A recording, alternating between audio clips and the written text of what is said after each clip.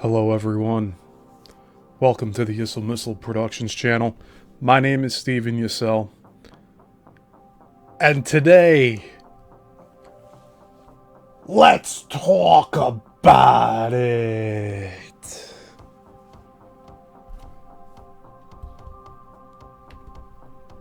Happy Father's Day.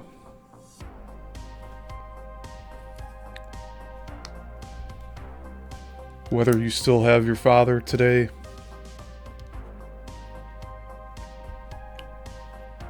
or not, there's always Heavenly Father Creator to be thankful for. I'll be calling my father today, wishing him a happy Father's Day. If you're lucky enough to still have the opportunity to do so, I suggest you do that.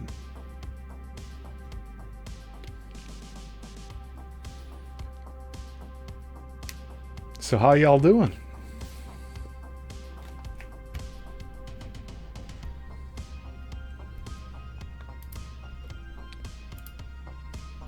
I'll wait for Maria to file in here.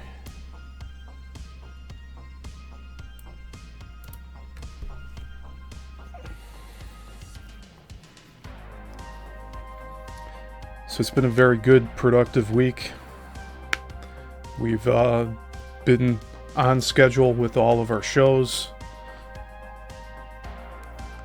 as well as building out the membership-only content. Hey Jason, good to see you.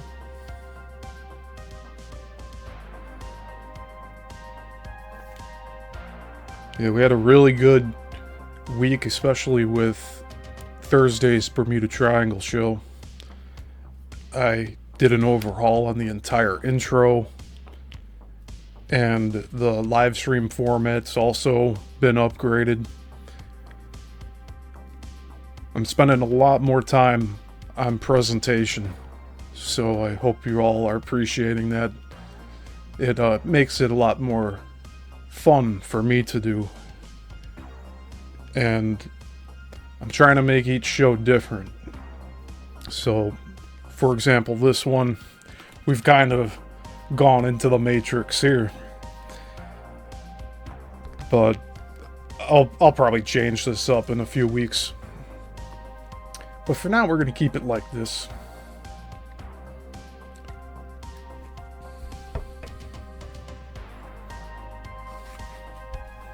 I know last week I was sharing a lot of information, especially pertaining to those wanting my videos. They haven't said anything, so I think they've gotten bored, which is good. They need to leave me alone.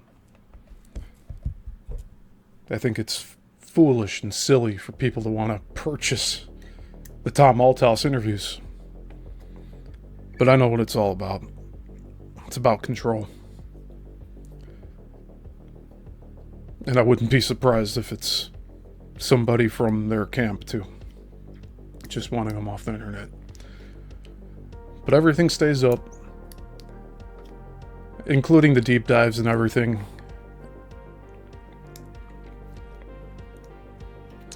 And also a note for everybody here. If you have suggestions on how you'd like shows to improve, or you have suggestions on what I could do differently, you can do so constructively. But if you're not even subbed to this channel, and you're like going on like part 17 of one of my shows and telling me that all these negative things as a front load, I'm just going to delete the comments and ban you from commenting on my channel, because I don't have time for that. That's also a form of control, by the way. You have people that aren't happy that I'm producing as much content as I am, and they want to slow me down a bit. But that ain't happening here. I still would like to do 7 shows a week, 1 every day. But I'm trying to find a good middle ground here to make sure that I'm not overworking myself by producing that much content too quickly. But there are a lot of different deep dives now that it's more than 3.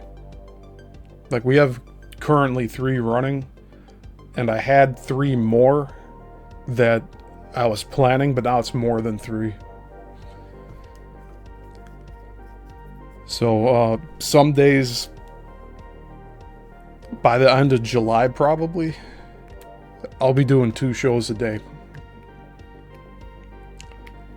And it's just to help get this channel out. It's so shadow banned, it's not even funny. There's not much I can do about it. I've been starting to use location tags.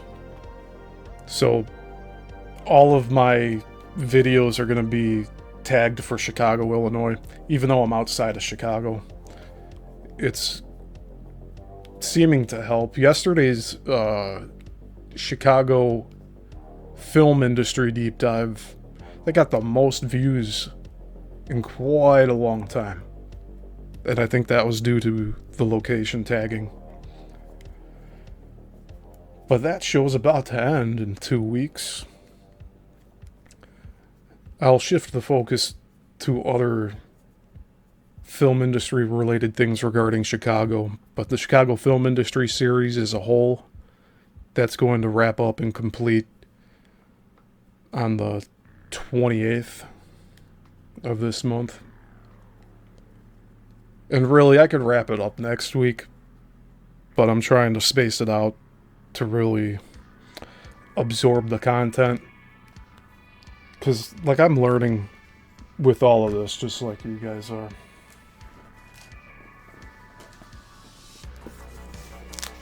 I'll pull the book out here again real quick.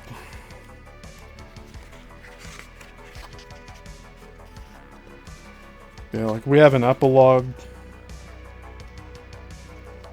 where it goes into the 1920s, 1930s, 1940s. Still talking about Selig in the 1930s.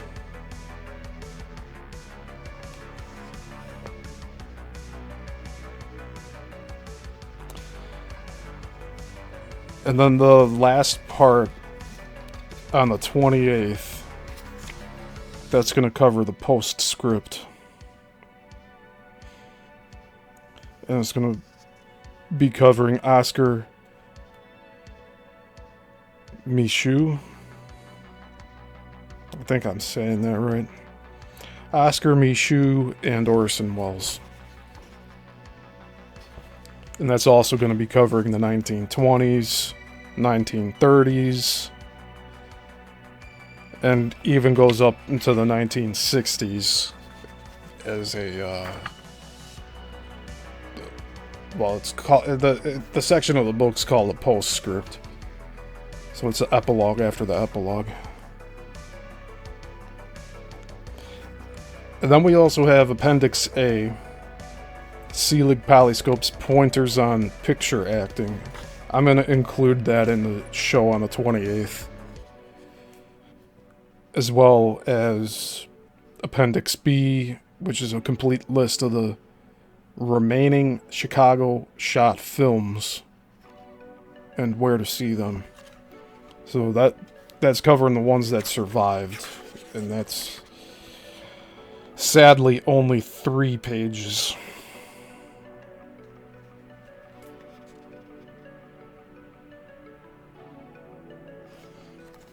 There's also Appendix C, which will have censored scenes from Chicago films that were noted in local newspapers. And that's about 2 pages.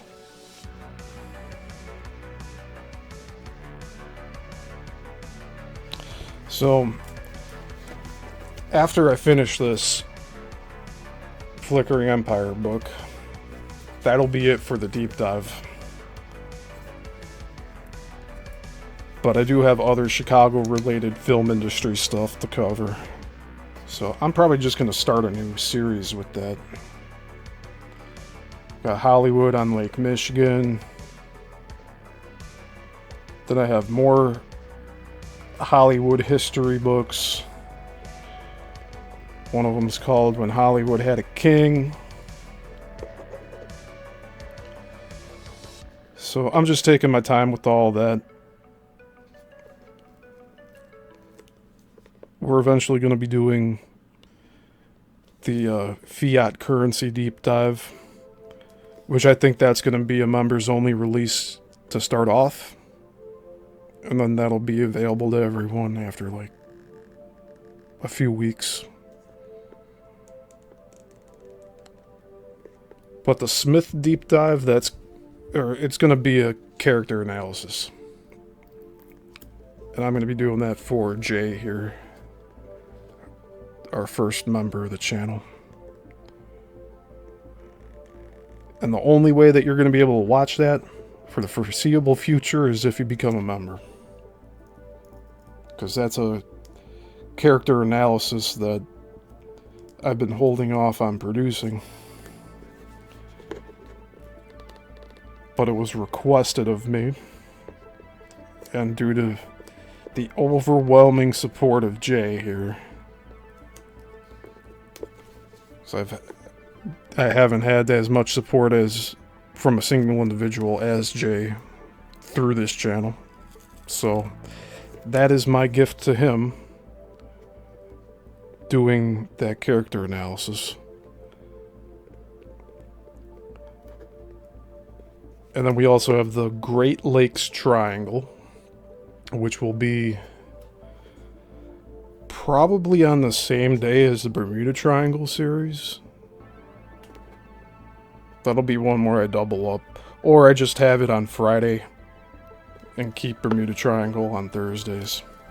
I'm still debating what I'm going to do with that.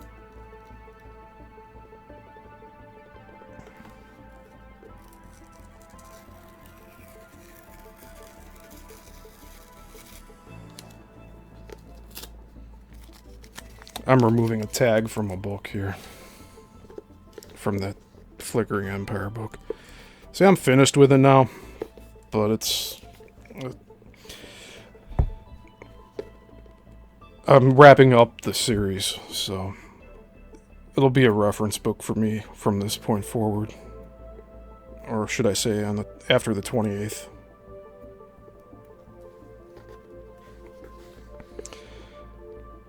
And the Coral Castle series is going to keep going. I don't see that stopping anytime soon, because there's a lot of content to cover in that. I definitely see it going past 30 parts.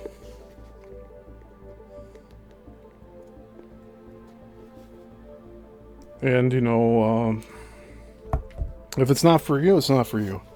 That's why I try to make every deep dive its own experience.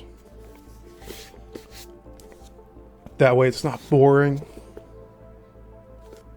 You know? I'm doing my best here.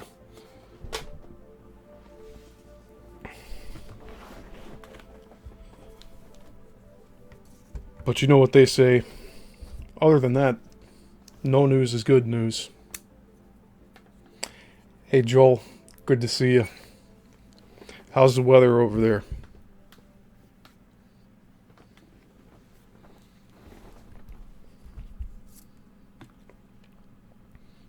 Oh yeah, and about this series, I'll continue doing these every Sunday. Some days there won't be all the online drama and whatever BS people are trying to throw my way with my previous interview series. But I think I put that to rest last week. So I don't want to retread things too much. I want to be able to move along. And I'll revisit topics when I think is necessary.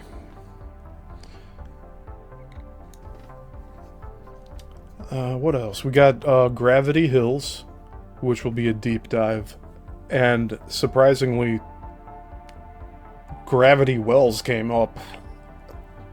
I might have to do its own deep dive on Gravity Wells. And those are two different concepts. Gravity Hills they're tourist attractions in the US right now. You put your vehicle into neutral on this hill, and it moves up the hill. Gravity Wells, I have to look into more, but it's a totally different concept.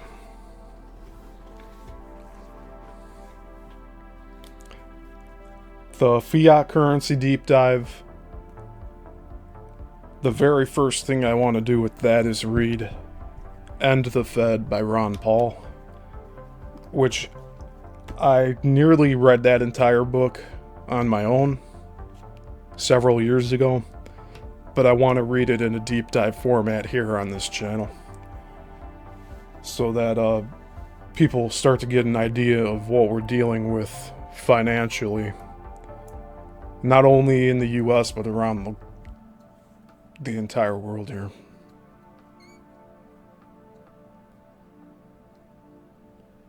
Very good, Joel. Joel says, nice weather today, my friend. That's good. Yeah, it's good here, too. There's a little cloud cover. It's in... Let's actually see real quick what we got here.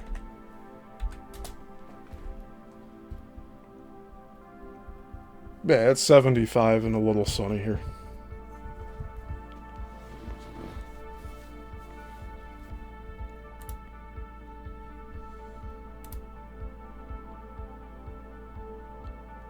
So exactly a month from today, I'll be close to home or on my way home from Texas. I'll be spending nearly a week in Texas next month. I'll be leaving on the 9th of July.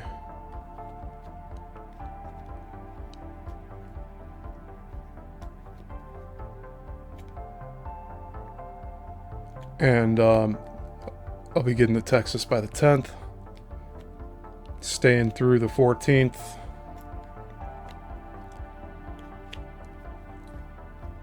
Basically have to be home by the night of the 15th. So I started trying to push my eBay store into overdrive last month, but things didn't really pick up until this month.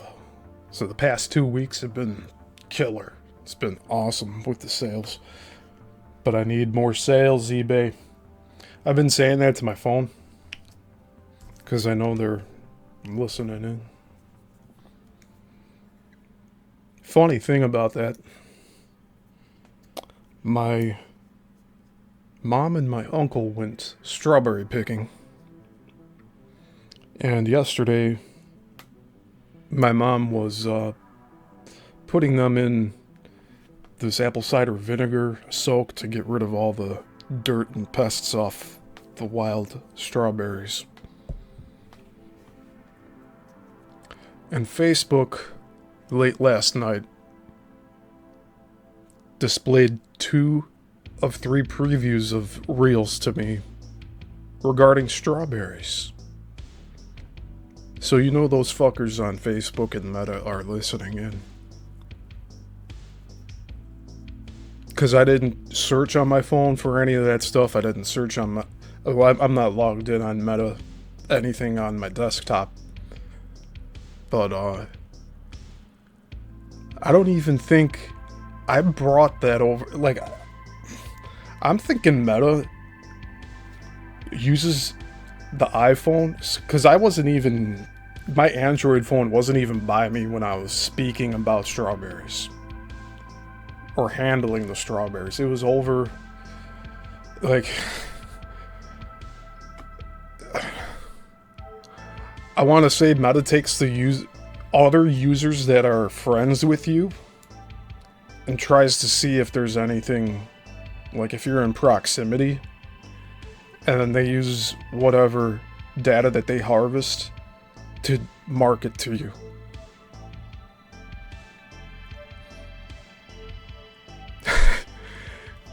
Jay says, I am going to tell my phone I need a better job. Yeah. And you know, also, it's like it's a two birds, one stone thing. Not only are you're messing with the algorithms on your phone, but you're also speaking your wants into existence. So it's a lot easier to get things done that way.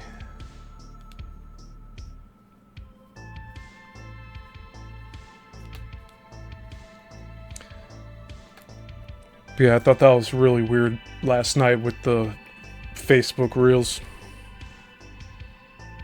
Because I don't even bring my phone with me around the house. I usually leave it where it's at. Here in my room here. What am I to do?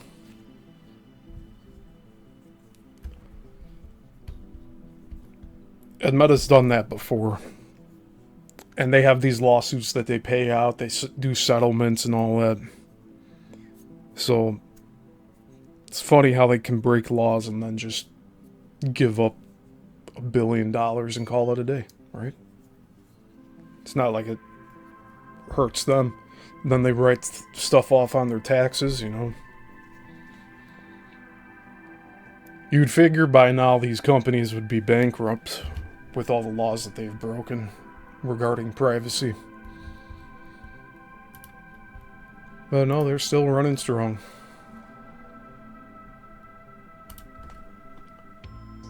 But since I know my phone's listening in right now, Walmart, your days are numbered.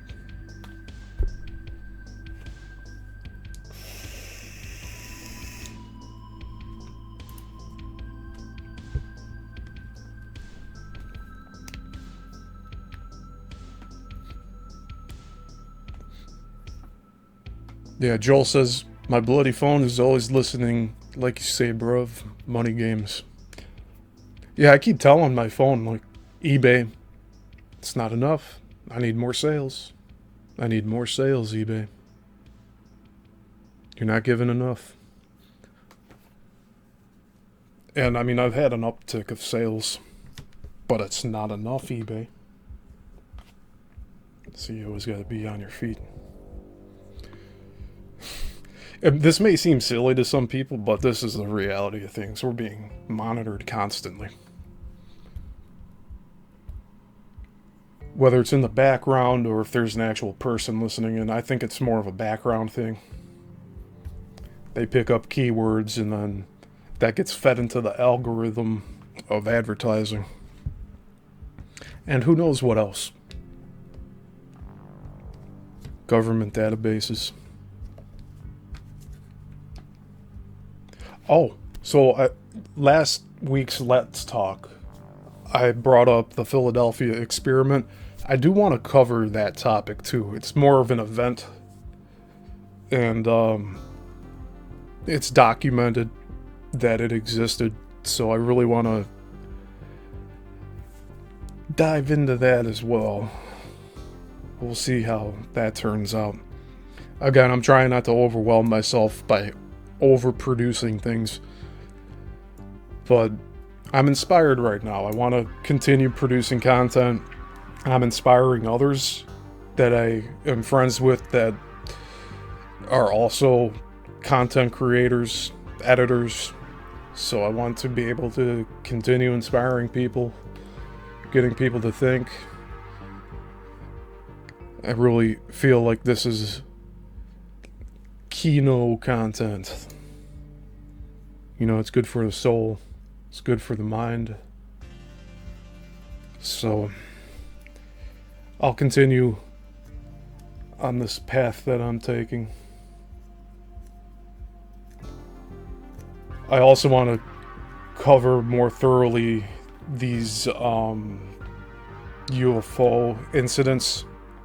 So, that'll be probably broken up into different formats as we go along here.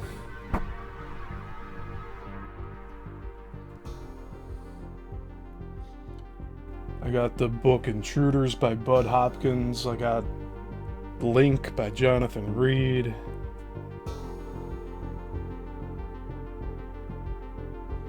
I have some Graveyards of Chicago books, but those are written by Ursula Bielski, which I know I'd said on Abe's show who that lady was, but she was known by several people close to her that she did seances in that cemetery near Chicagoland here. She had the cloak to go in the middle of the night and do the seances and all that. Not good.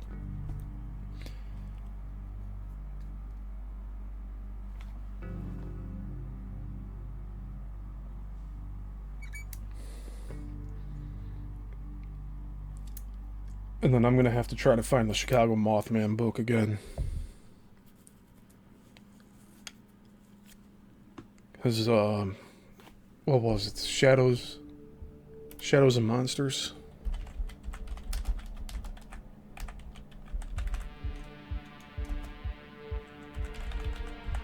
Here, I'm looking it up real quick.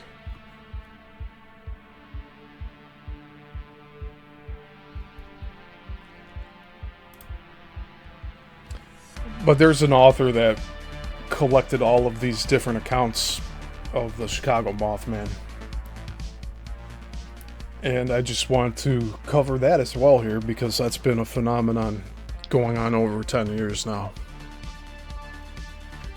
Yeah, Joel says the witchcraft stuff. Yeah, that's Ursula Bielski. So, I think actually she was the one that did the Chicago Ghost Tours for a while, which I was a teenager when my family went on one of those, and I refused to go. My family was really upset with me that I stayed home. But they apparently caught something, some apparition. I still remember the photograph. They have it somewhere. It's buried somewhere in our photographs. If I ever find it, I'll show it here on the channel.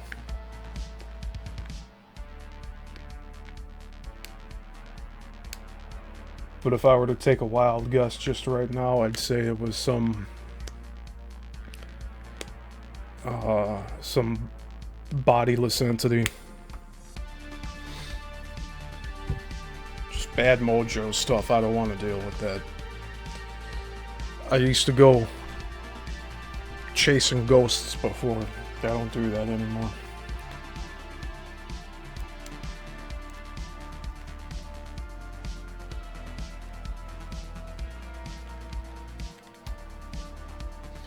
I also have the Ingrid Bergman books, 1900 or The Last President, and the two Baron Trump books. One of them, these are like from the 1890s, but one of them's called Baron Trump's Marvelous Underground Journey.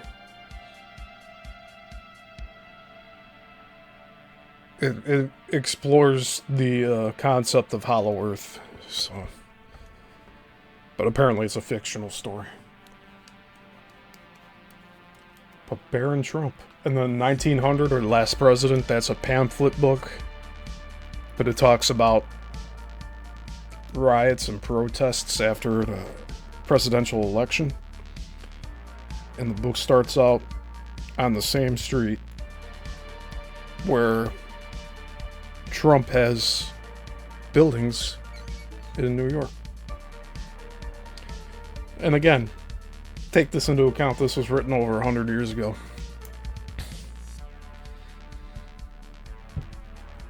And I haven't looked at those books at all yet. That was when I was in acquisition mode, just getting all of these different books and literature that I wanted to look into one day. And now that day is almost here.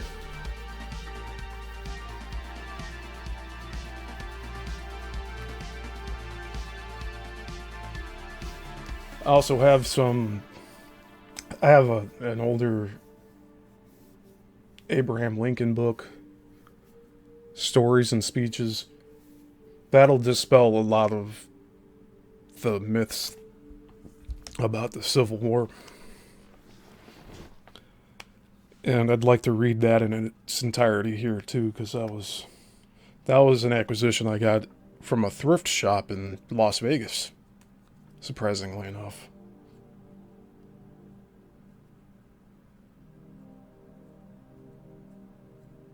And that was either 2018 or 2019, I believe.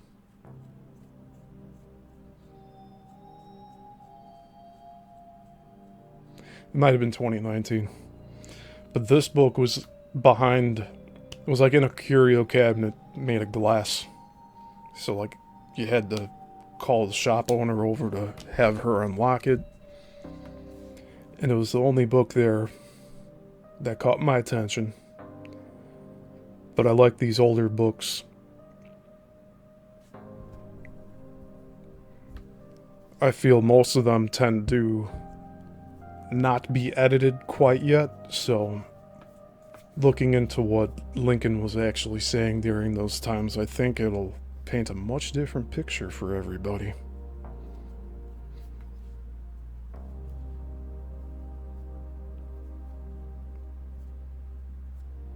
Because ultimately, my current stance on the American Civil War is that it occurred so that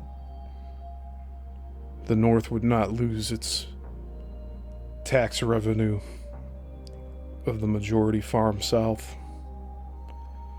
They would have lost all agriculture taxes. The North very well may have collapsed into the Confederacy just from the loss of taxes alone. I don't think the North would have been able to support itself, especially with it trying to develop the way that it did. But we still don't know the full details and history of our country here. We have buildings in Washington State and Oregon, too, that are just all along the West Coast. Massive buildings. Go look at, also up in Canada, the city of Ottawa. It's a massive building that looks like a cathedral in the city center. It's like these things were built a very long time ago. And I believe they were built before this current settlement with this current government. And that's probably closer to the truth than anything.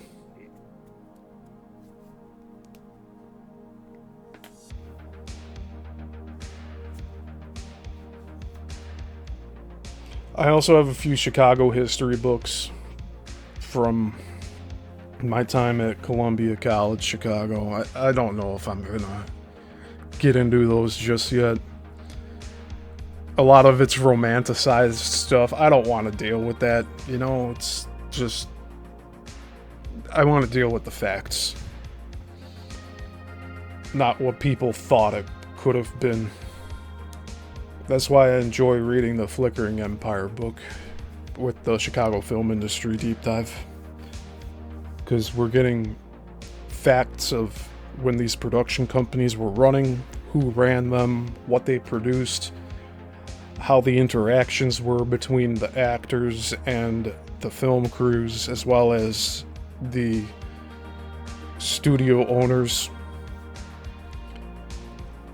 I think we get a much better perspective on things by learning about those timelines and the interactions between the people that lived during those times.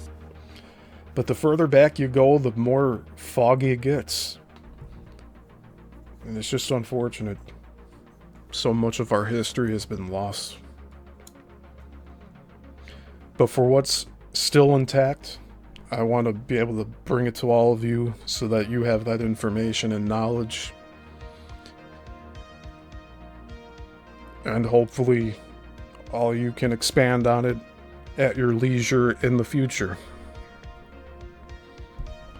Just like how some of these other channels in the early days of YouTube led me down these,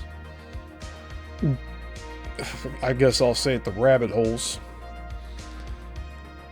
And they led me to where I am today, just looking into the energy grid of the Earth and the magnetics. Looking at the architecture.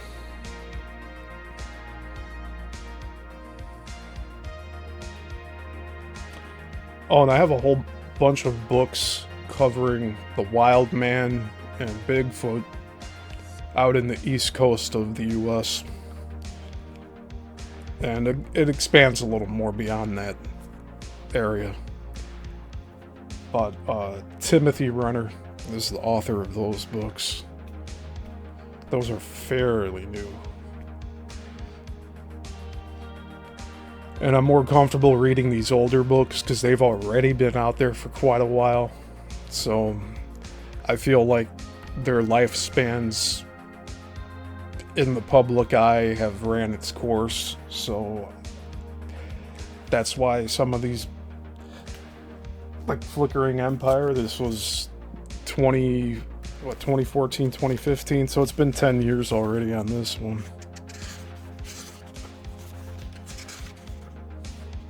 '15. So 10-year-old book. I'd say it kind of ran its course now, and that's the most recent book that I'm reading on the channel. Then you got 2004 for the current Bermuda Triangle book we're reading on the channel. We got the Energy Grid. It's also a much older book than that for Coral Castle.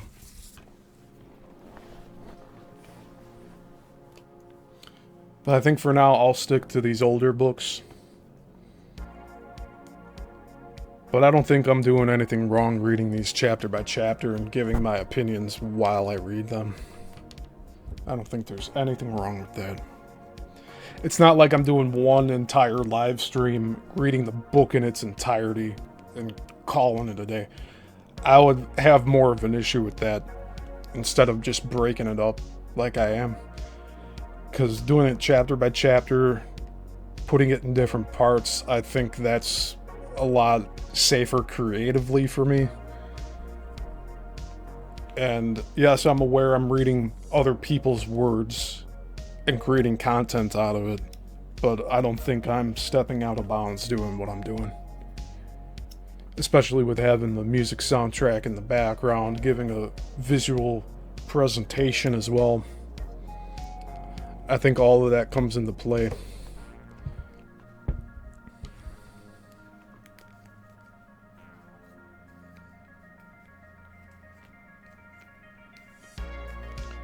Yeah, I have an entire shelf of Civil War books. Really, I'd have like 4 or 5 shelves, but right now I'm in my more constricted years of acquiring personal books here. It'll flip. I'll get back to picking up a lot of literature that I want in my personal library here. But we got to get through what we have here already. I have a bunch of photography books. I'd actually like to do some sort of master class series on photography. And video formats throughout the years, like covering Betamax, like personal home video formats I want to cover as its own mini series. That I can only see going like 3 to 5 parts. And then I want to also cover the books of Edgar Cayce, because I think he has some really fascinating concepts.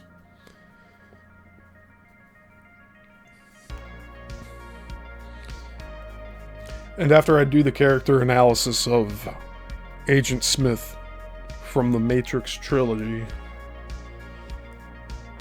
I think I can do an analysis of the story of the trilogy. Maybe a few other character analyses from that. But it would mostly be centered around the first film, because Really, I think the sequel's focused on Smith the most. So that's why I feel like that's the most comfortable one to look at. But I think it's very relevant to today's culture.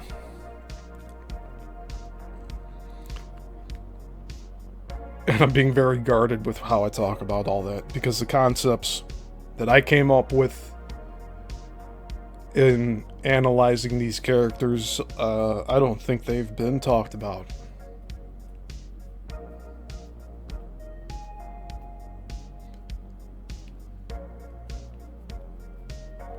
Awesome. Jay says, I'm really enjoying the Bermuda Triangle deep dive. Thank you, Jay. Yeah, that one's my most heavily produced one as of right now, and I've gotten very comfortable with my presentation. I think I've hit my stride with that one now. And yeah, thank you. It's like I picked up that Great Lakes Triangle book, and it's just going to continue expanding out. But Lake Superior, I think, is the main center of attention with the Great Lakes Triangle. I have a bunch of shipwreck books, too, that I picked up from Milwaukee, Wisconsin. I made a trip up there, based off a Craigslist post. I guess somebody passed on. The house was sold or was in the process of being repainted, worked on. So all of this literature was kept in the garage, and I went on a rainy day. I picked up a lot of vinyl records that were left, whatever was left, because I don't think I was the first person to stop by. But they had a lot of naval books, U.S. Navy, and a lot of books pertaining to the Great Lakes.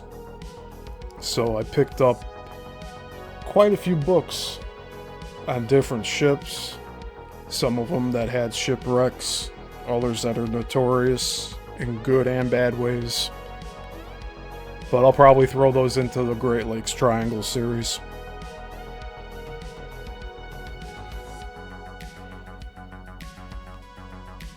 And again, I'm thinking the Great Lakes Triangle series, that'll be available to members only at first, and then I'll release it as a general public video after so long.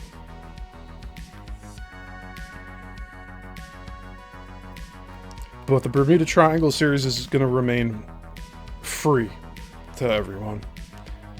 So I'm going to continue putting that out weekly. Well, let's look at the calendar here real quick.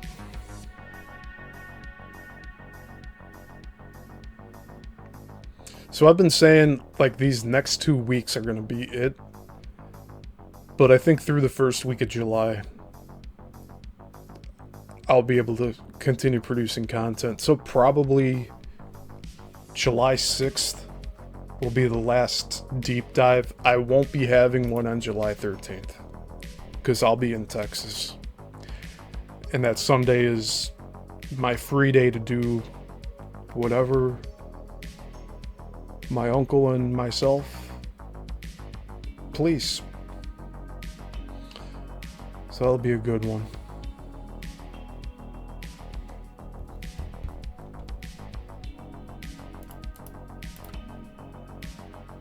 Just real quick here. Jason H says, I just made some French toast. Haven't had it in a long time. That's good. Yeah, I had French toast earlier this week. Made out of sourdough bread. That was real good. It was a nice lean breakfast. I enjoyed that.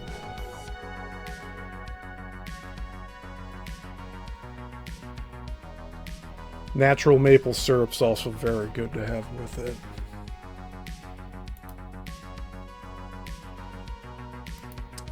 Joel says, sounds like a good plan, bro. Thank you. Yeah, I think we're going to be covering a lot of cool stuff here. And again, you guys can watch it at your leisure. That's what it's intended for. But, you know, as a content creator, I hope you guys are here for all the lives, but I know you guys are busy too. There's only so much time we can give to certain topics, and we have our own lives to run. So you are all forgiven. You're given a pass. Just as long as you come back. That's why I ask people to subscribe. Put the notification bell on so that at least when you're logged into YouTube, it'll show you the new videos. Honestly, on my other channel that I have not built out yet, it's not named Yissilmissil, but my other channel that used to be my private account, and I had to get the music back on here. So my other private account, I have so many subs on that, I don't even look at them. Like the past couple of weeks, it's just been doing my own research here for the content I'm producing here and trying to get to other videos that people have sent me to look into.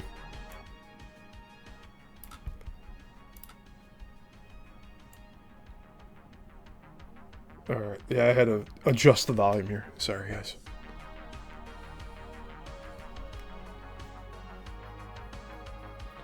Jason H says, I've been looking into other vortexes. They are all over.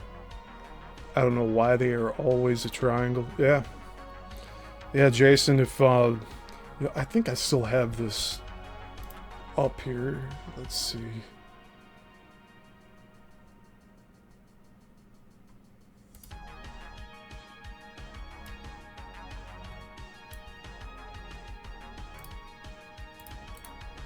Alright, I'm going to share a really cool website in the chat here.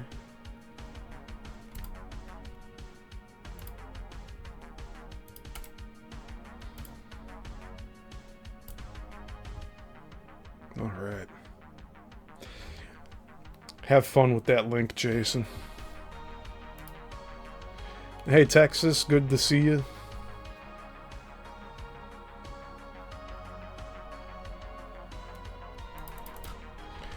Yeah, Texas says usually I make it about half the lives of what I follow.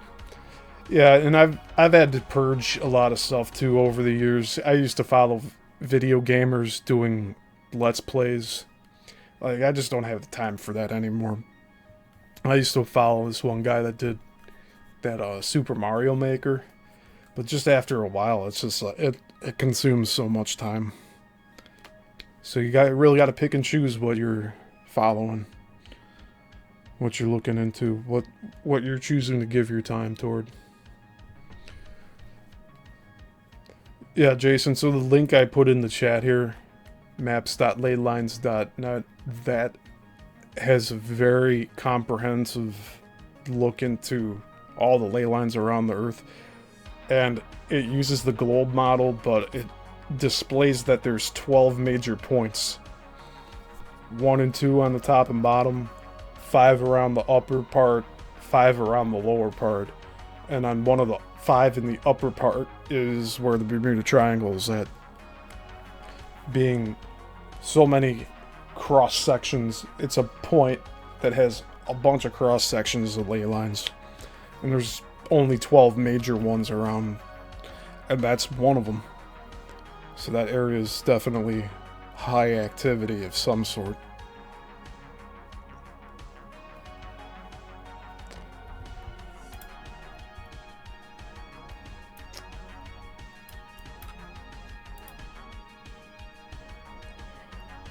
So if you're on the website, there should be a search bar on the left side, and underneath the search bar it says Explore Data. Click on that, and then it should open up another box, and the first thing on the left side should say ley lines. Oh man, there's so many different ones here. I don't know how I ended up using this before.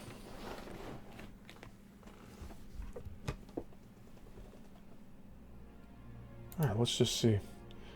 But yeah, they have all these folders. You go in the global ley lines. It says UVG grids, pole M UVG grids, gravity well grid, great circles, pyramids of the world. There's a lot of different data points you could add to this.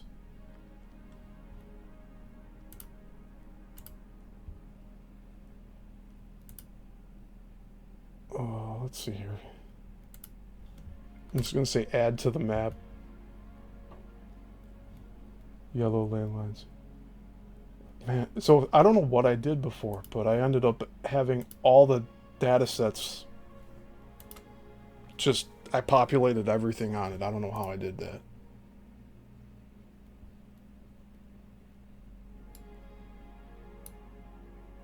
Yeah, because this is looking a lot different than what I was using before. But I got the main ones up. But actually, let me do a screen share here. I haven't done this in a while.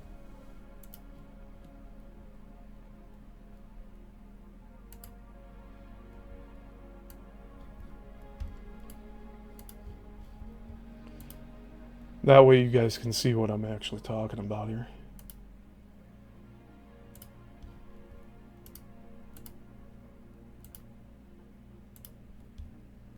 All right.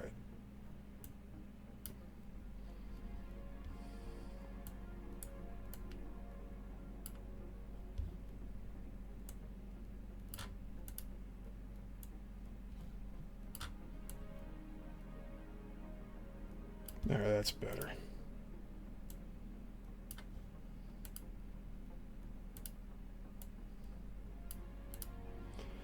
Okay.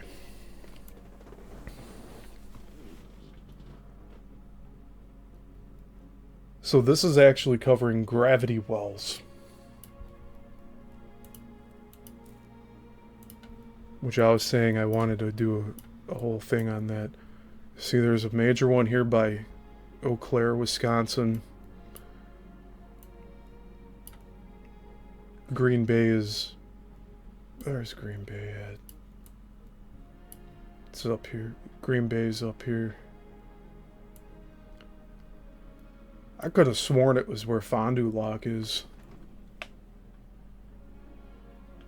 Right by Lake Winnebago. I guess not. Man, that's really up there. So I actually drove from down here all the way up to Green Bay one year. I think that was 2018.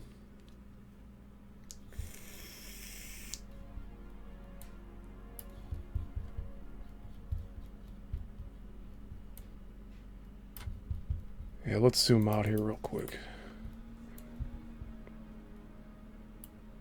So you see there's a triangle here. Boom.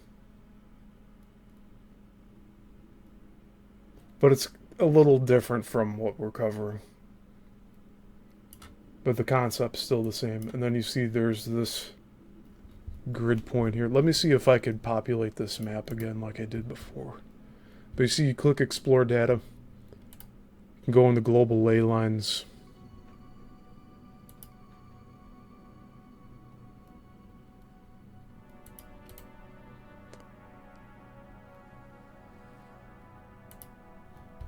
Let's see what this does.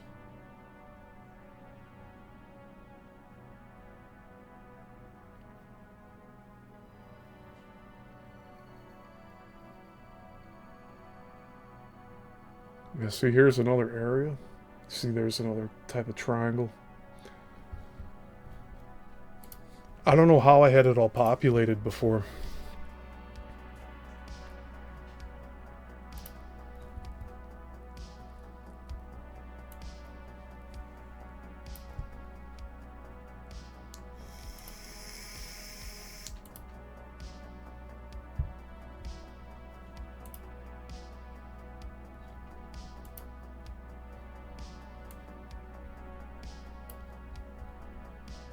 But yeah, you can play around with this stuff all day, find different things.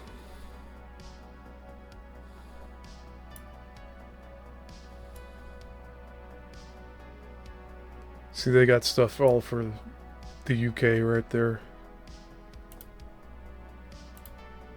Earth magnetic field anomaly grid. Let's see that one.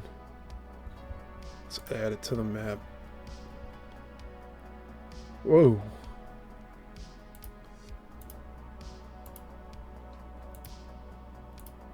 And I'm going to remove these other ones for right now.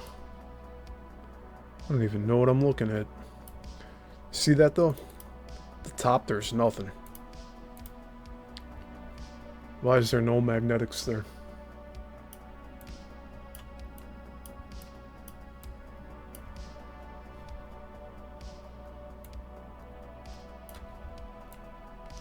And here's a better visual.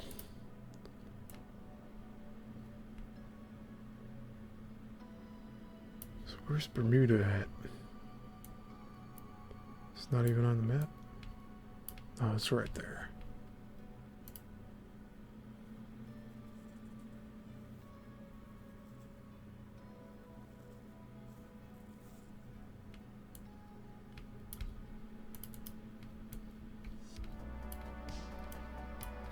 Town Hill. St. George's. Yeah, okay.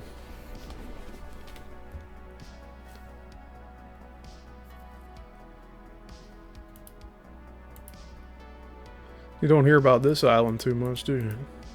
It's in the middle of nowhere.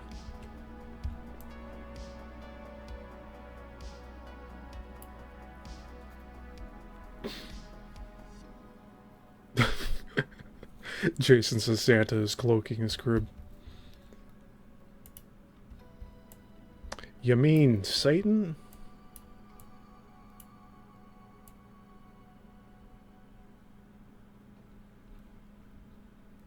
Yeah, look at that. Then we go over here.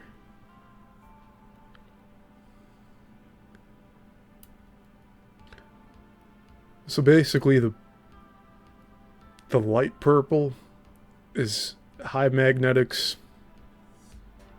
The deep purple is negative magnetics. Oh. Check that out.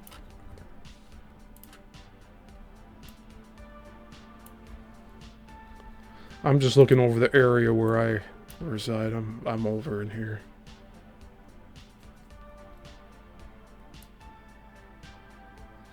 So it's pretty low magnetics here.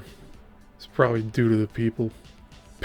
But you see all around it, the suburbs, then the lake.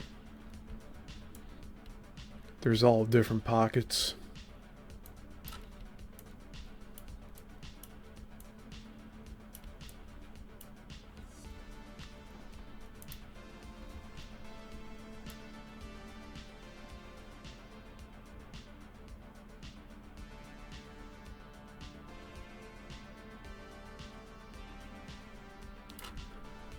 So down here there's low magnetics, but this is right, this is probably, the theory is this is where the prehistoric glaciers ended with the melting that created the Great Lakes.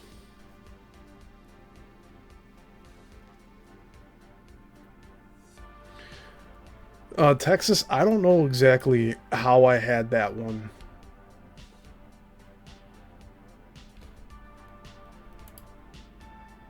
I don't know how I got that to show us what we were looking at when I was on Abe's show. Let's see here. I'll try again. Yeah, I'm not sure how I got that to even populate the way that it did.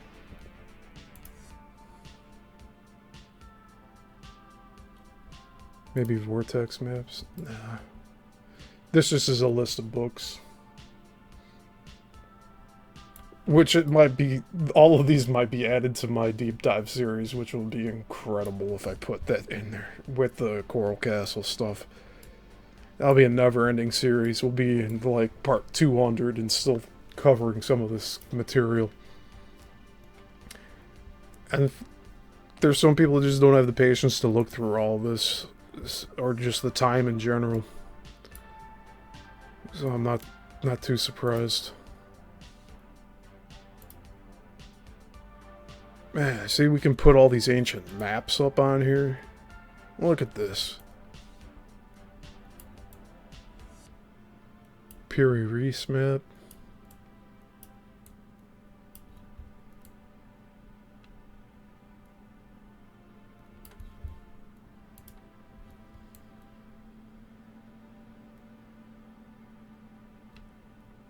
A lot of this doesn't even make sense.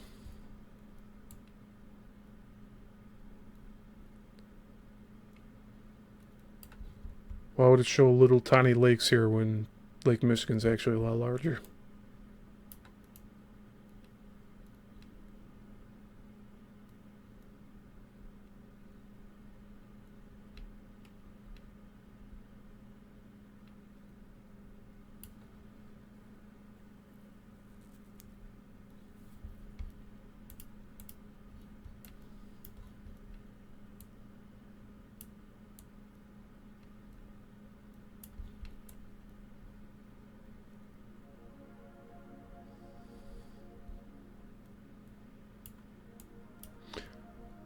Yeah, Jason, it's a very vast site. I don't even... Some of these I don't even know where to begin with.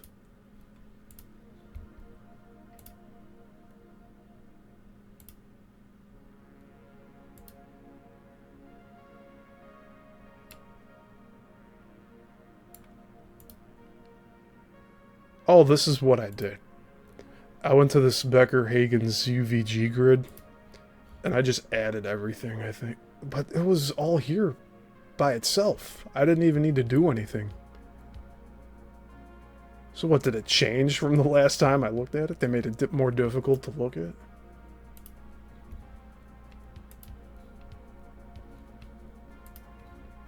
Let's see. Because I don't think I had to go in here like this before. It was like all available, and you could make it visible or invisible.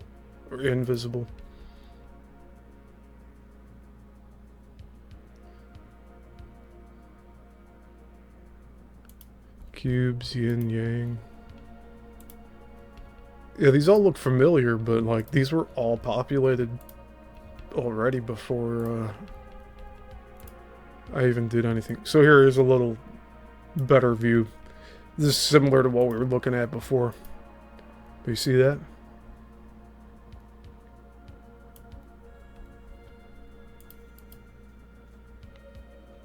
Something's going on here.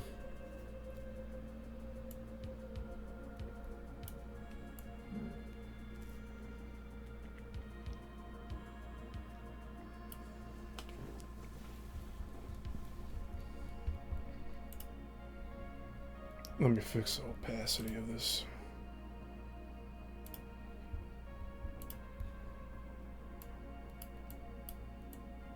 There we go.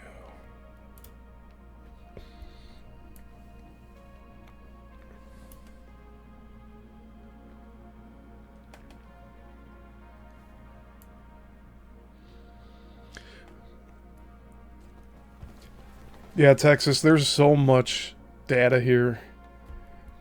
You really need to know what you're looking into in order for it to be beneficial to you. Yeah, but I'm just barely getting into all this here. I just know there's two major lines right here that go... I'm like right in the middle of them. More like right here. So I'm on this line. Somewhere in the yellow on this side.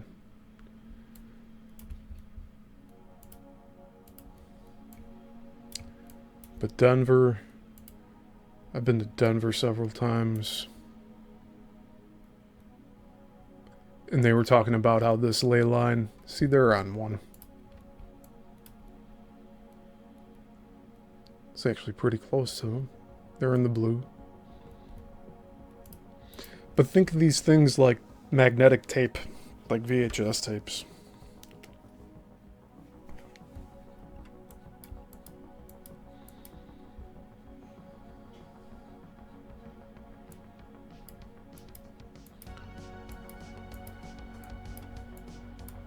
Well, yeah, just look at this for Antarctica here. Besides, that's the opposite end of the north. Supposedly. But you see what I'm saying? The bottom, so there's 12 points in total here.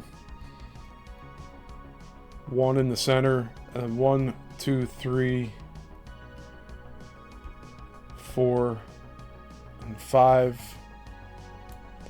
And then if we're to, I mean, you could possibly count this one, and this one, and this one. But if we're looking from the top, here's another 5. 1, 2, 3, 4, 5. And I've just been basing all my stuff off of that. Then you got 6, 7, 8,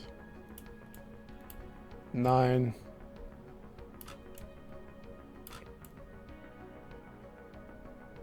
10.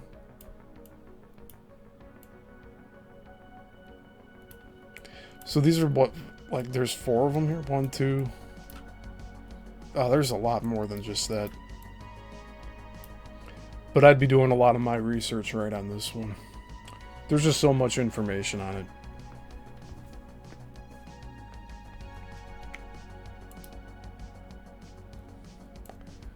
I really don't know how I had it populate the way it did on Abe's show. So if you missed that, just look for like the 6-hour shows that I did on spiritual and cryptid encounters. It's almost like we were only allowed to look at all this stuff on those shows. And then that's it, because this all looks different now.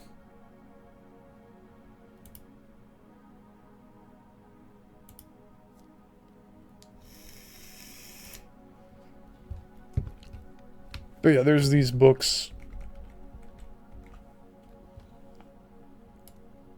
that I would like to look into as well. But you know how much time this is going to take?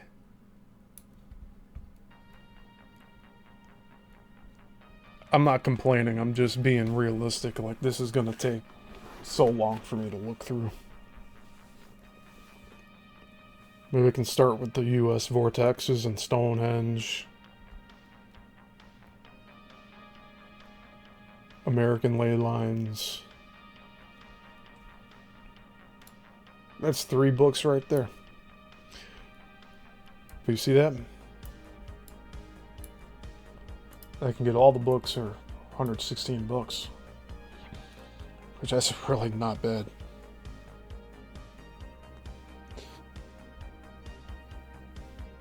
You know what? I'm gonna do this now. I'm gonna make this an official goal here.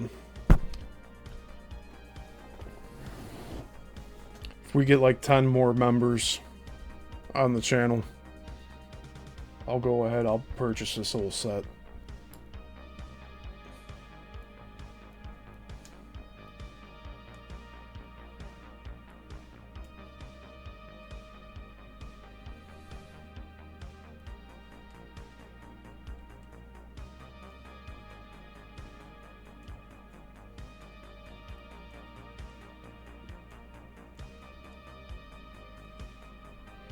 And see, we don't want the ebooks. We want the books here. Although these might just be ebooks, unfortunately.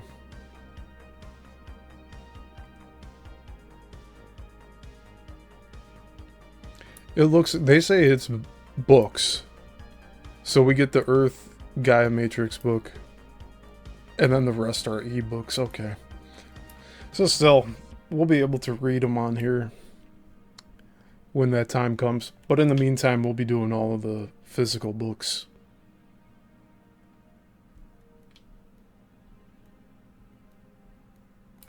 That's a lot of content. Whew.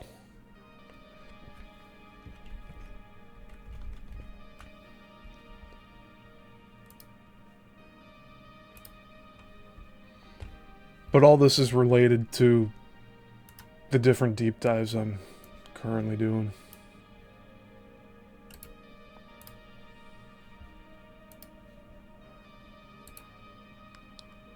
And we've been going a little over an hour here.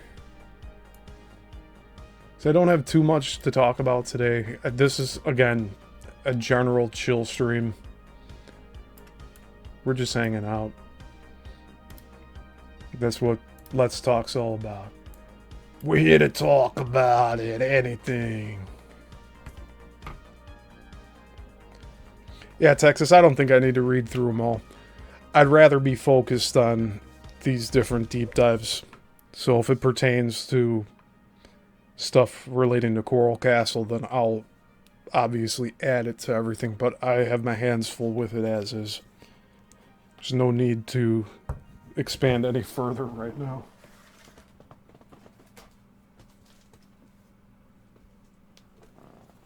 Like, we're reading through the energy grid. We're only this far, and so, like you see here, we're only about almost a third of the way through. But near the end of this book, it does talk about Coral Castle. So it pertains to the deep dive. And so that's why we're going through all of this material. And you get all of the grids.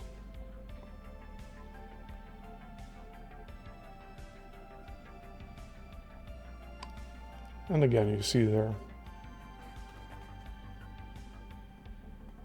That point is relevant to both Coral Castle and Bermuda Triangle. But these ones on the top and the bottom, that's what I was talking about. You have 5 on the bottom.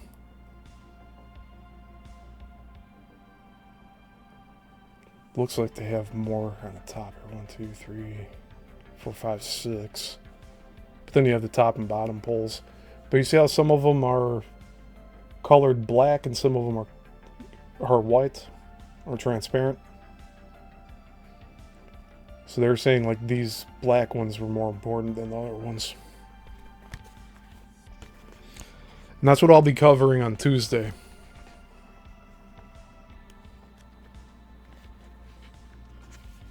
It's the maps of the ancients. Russians and Germans discover a world grid system. Tesla, the forgotten genius, which my thoughts are constantly changing on Tesla here. There's speculation out there that Tesla wasn't even a person.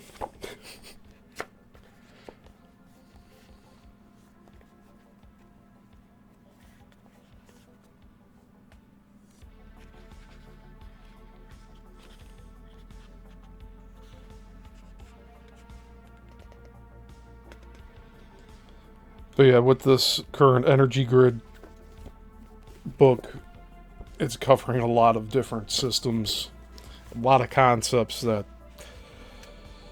I mean, they're somewhat difficult to digest at times, especially with all the mathematics involved. But it presents it in a way where you can, it's palatable. As long as you're not looking at all of these number grids constantly. That's why I like doing this once a week. And it's a lot easier on the mind.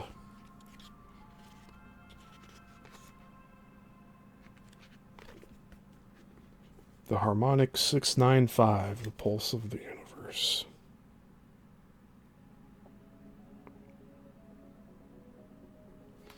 You see, just on the back of this book, it has all these other books to look into.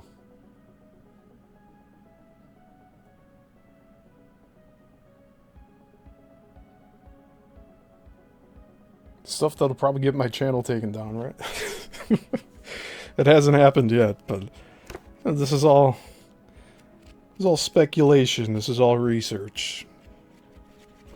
We're not practicing any of these concepts, really. We're just exploring them.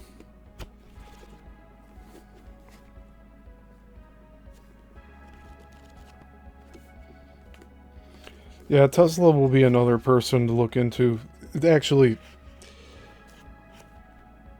I'd like to look into Edison and Tesla a lot more. But we covered a lot of Edison with the Chicago film industry deep dive. But I'd like to learn a little more about his bidding war to get electricity at the Chicago World's Fair of 1893.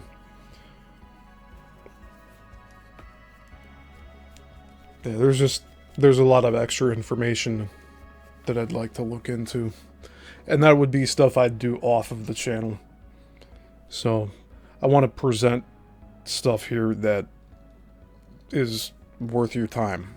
Like, I don't want to bring you down a side trail where we're just winging it, looking into whatever. I like having these deep dives that are specific, and we just get into greater detail on those specifics. That way we have direction, and we're not venturing too far off into other topics and conversations.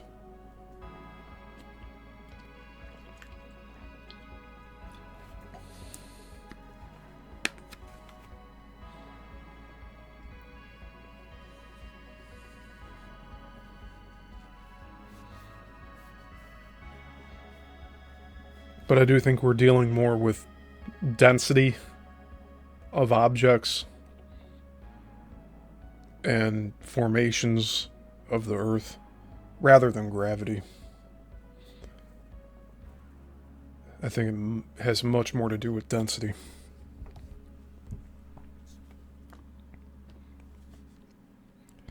But all of this will be keeping me busy for well into the fall.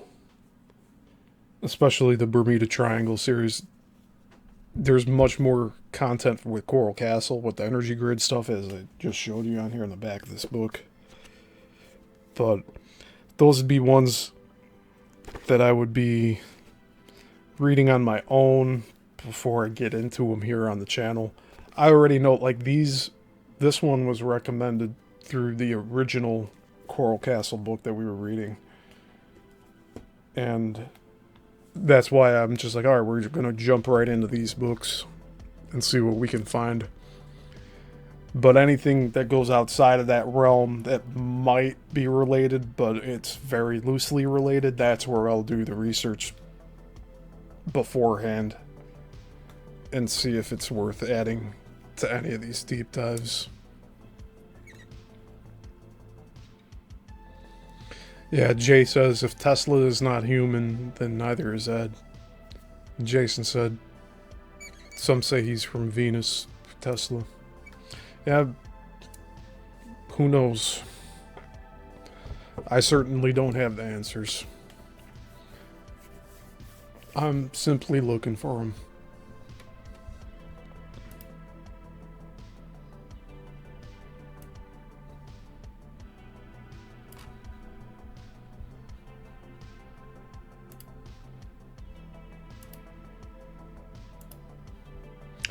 Oh. Okay. I thought I was still sharing the ley line screen here.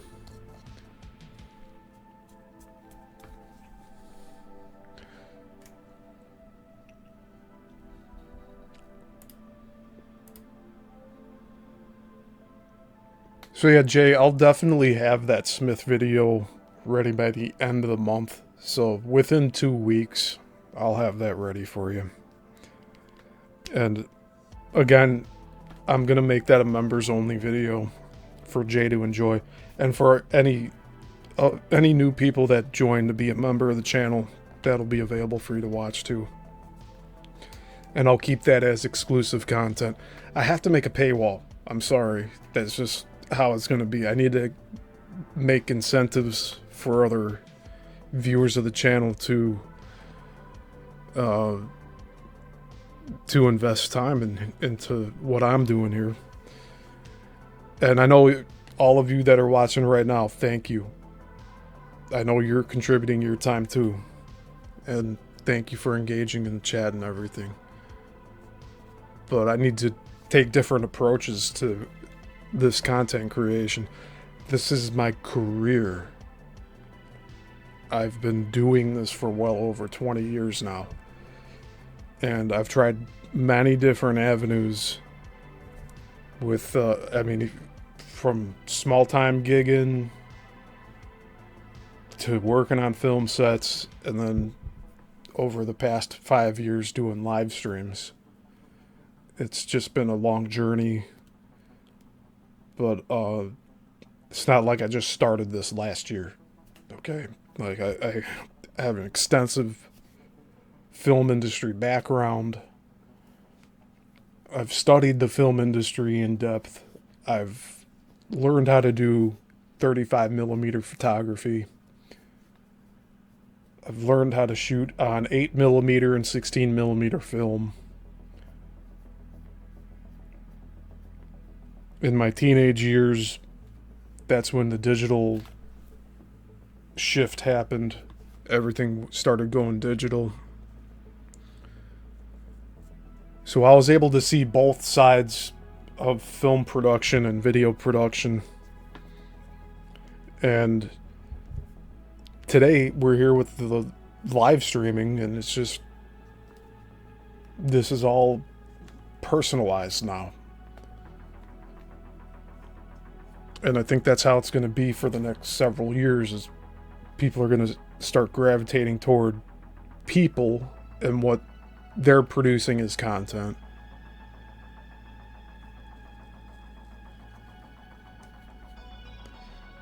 Thank you, Jay. Jay says, that's exciting. I love your Matrix enthusiasm. I'm so into the entire Matrix subject. Yeah.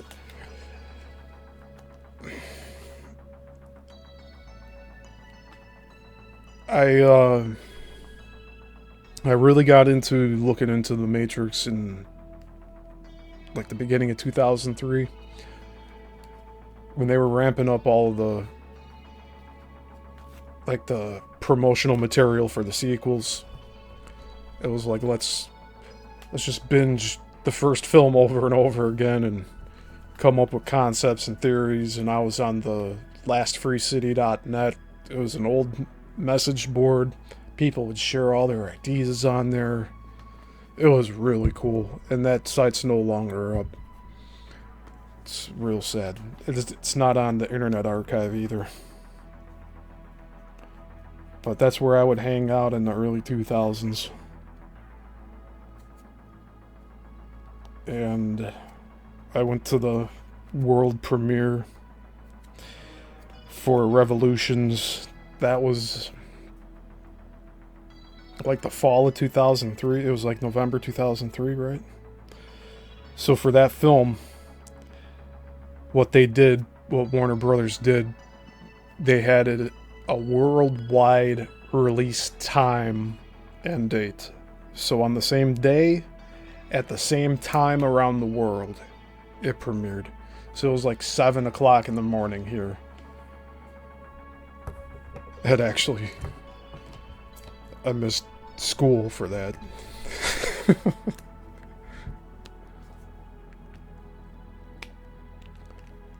Yeah, Jason says most people our age have never even touched film. Yeah, I've cut film with a razor blade. It's a lost art for sure. And splicing it with the special tape that has the sprockets on the edges of them. It's very tailored. Like that, the whole film industry has its very niche things. When I was at Columbia College, we were doing projects on the Bolex wind-up film camera. And so they'd be in little, like, reels about this big. And you'd get about, I want to say, like 10 minutes. It's either like 5 or 10 minutes worth of film on that. Or Might even be less than that. Because I've done...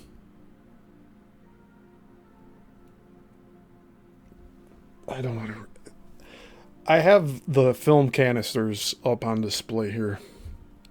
But those might say the amount of footage on each reel.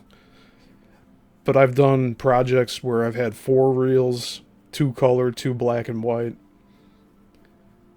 And that ended up, after having like 2-3 takes at a time per shot, like we ended up coming up with a 3 to 5 minute edited final film. And that was with the film transferred digitally. And then I think the way they did it was they transferred it to VHS. And this was like back in 2009, 2010. They were still transferring to VHS. And then you ingested that VHS footage from the film into Avid, which, again, Avid is ridiculous to use. I don't know why it's an industry standard. They began with linear editing. So if you did edits and then found out you messed up early on, you'd have to undo all of that work to go fix that error and then redo all of that if you wrote it down and continue on. And I just did not like that process. Adobe had Adobe Premiere, which was non-linear editing. You could jump all over the timeline. Like, you could edit something an hour ahead and then come back to where you were at the beginning and everything would be there. You wouldn't have to undo any work. But with Avid, you had to undo the work if you needed to go fix something. So I felt that was really constraining in terms of creativity, and I didn't want to go forward with that in using those programs. And now, like, the pro wrestling industry, they're looking for editors that have like 5 years of experience in Avid. It's like that excludes me, because I didn't spend 5 years in Avid because it was limited creatively. Now I believe Avid has non-linear editing, but it's like too little too late. It's unfortunate it's industry standard.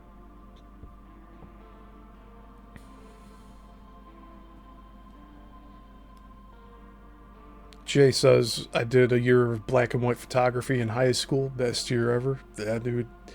I took all 4 years I took photography. And I think it was only on the last year, they started having us introduced to color. We were still doing black and white in the 4th year. We were mastering a lot of that. I have 2 bookshelves just right here of black and white photography and different types of photography, how to do all of that. And one day, like I said, I'll do a master class video course on photography. From film to digital. I'll cover all of that as much as I can.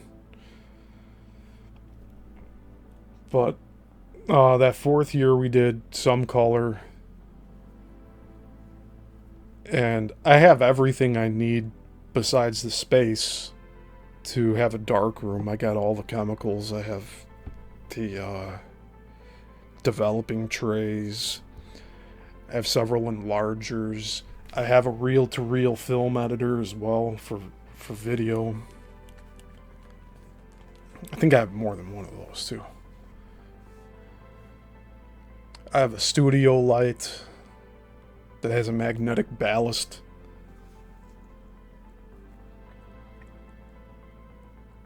I picked that up from Helix Photography in the city of Chicago. That was a day I went before class. So in college, I also, like my last 2 years, I took some black and white photography again. So I have like 6 years of film classes, of photography classes, working with film. cameras. And, yeah, one day before class, I decided to go to Helix to pick up some film, and turned out they were having a 75% off liquidation sale for closing. So I went up to the second floor. They had film production, like movie production, studio lighting. And I was looking for something that would recreate like a headlight at night in like rural farmland, and if you were to like be looking at headlights of a car through corn stalks. So I wanted something really powerful, and they had a studio light like that. I want to say the sticker price on it was like, what was it? I think it was $2,800, and I got it for $700. But it's in this just giant production casing. The housing is just this big square block. The light itself, that box is bigger than the magnetic ballast box, but there's two boxes. The one that has the light in it, it's about 80 pounds. The magnetic ballast box is about 130, 140 pounds. And when you power that thing up, it takes several minutes for it to get to its full intensity of light. And I powered it up one night up in Wisconsin on a property out there, one of my friends' houses. And their house is on a lake. So there were houses all around the lake too. But we were able to point this light up in the sky. And once it got to the full brightness, we pointed it down across the lake, and it was hitting the other side of the lake. It was hundreds of feet. Hundreds. It was like a spotlight. You could see all the bugs flying around way up in the sky past the trees. It was quite something. It literally looks like daylight with that light. And again, like the housing of it, it's probably like this big. I have a photograph of me holding it, like a giant cannon. But that was a cool acquisition. It just sucks that Helix Photography closed like that. I think it was originally a rental light, and since they were closing down the store, they put that up for sale with the sticker price. It was $2,800 and then 75% off. So I was happy with that.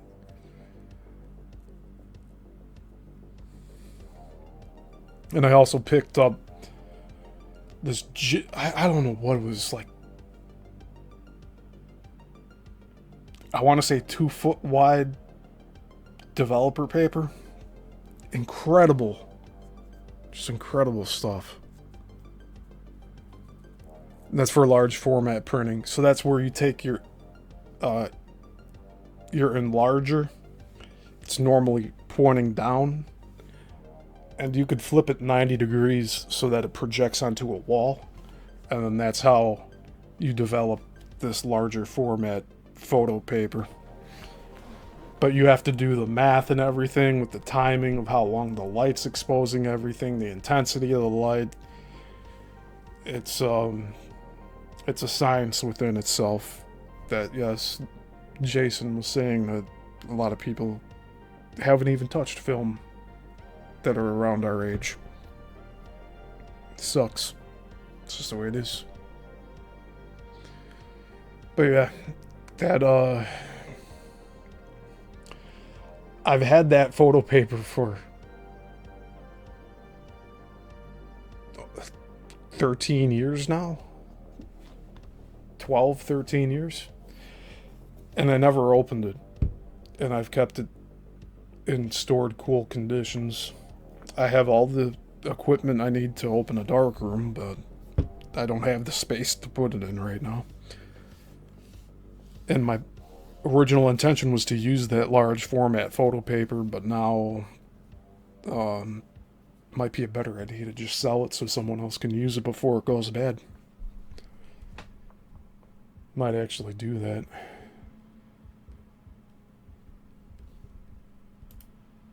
I'll see what the next several weeks bring in. That's what I got, 3 weeks to think about whether I want to sell that or not.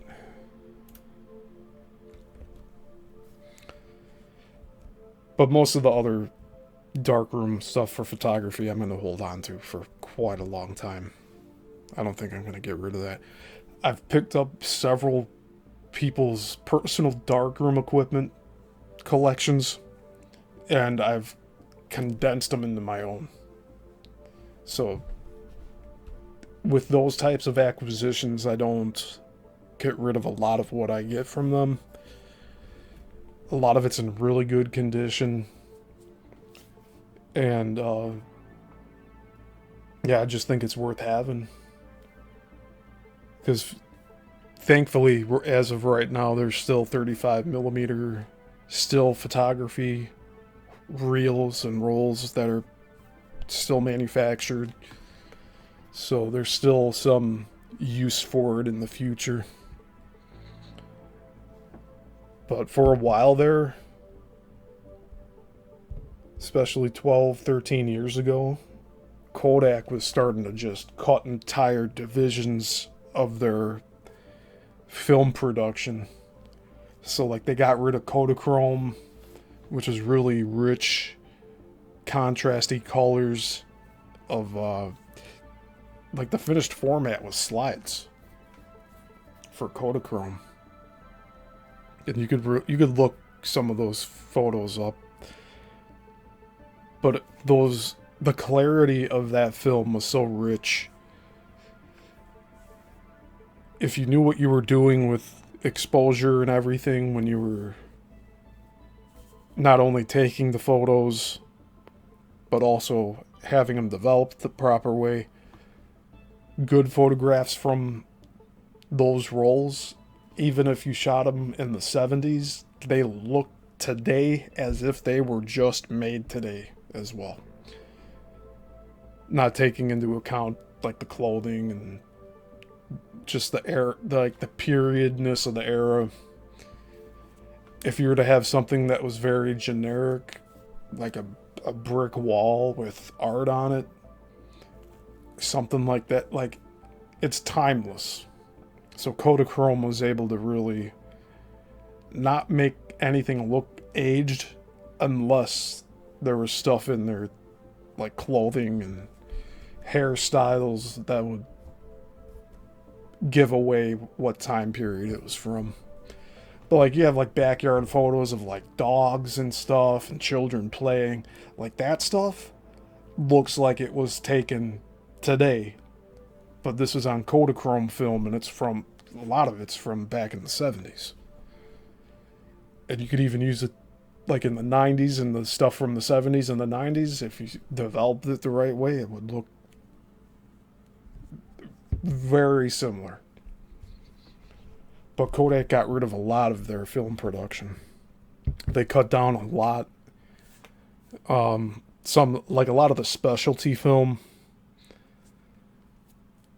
And yeah, as a result, the public lost access to a lot of this. I think there was only one. So, okay, I have one Kodachrome roll left that's unused in my fridge. But I don't know if there's a place left in the world that develops Kodachrome film. The last time I looked into it, there was a place in California you could ship your roll off to that they'll develop it there, but it was like an exorbitantly high price to develop it. But I was able to get one roll when I heard they were getting rid of when they were discontinuing production of that. So the roll's probably still good, but I only have one shot to use it. So when I do get around to using it, I would have to have dug into research again on how to use it so that I don't mess it up. That'd be the worst case scenario. I load it all up and I have the settings wrong on the camera, and then the richness of the colors don't come through in the same way. Oh yeah, Jay? Jay says Shutterbug and Santa Rosa would most likely do the Kodachrome. I'll have to look into that. I'll make a note.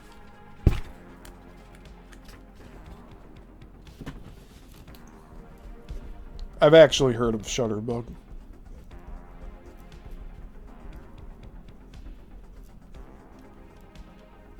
Yeah, but the last time I looked, it was someplace in California, so that might actually be it, Jay.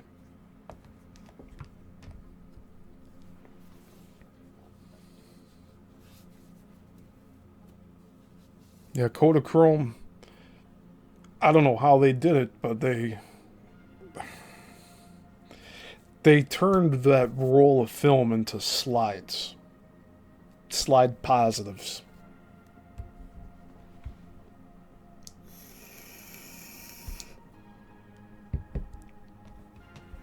And some of them that I've seen from others,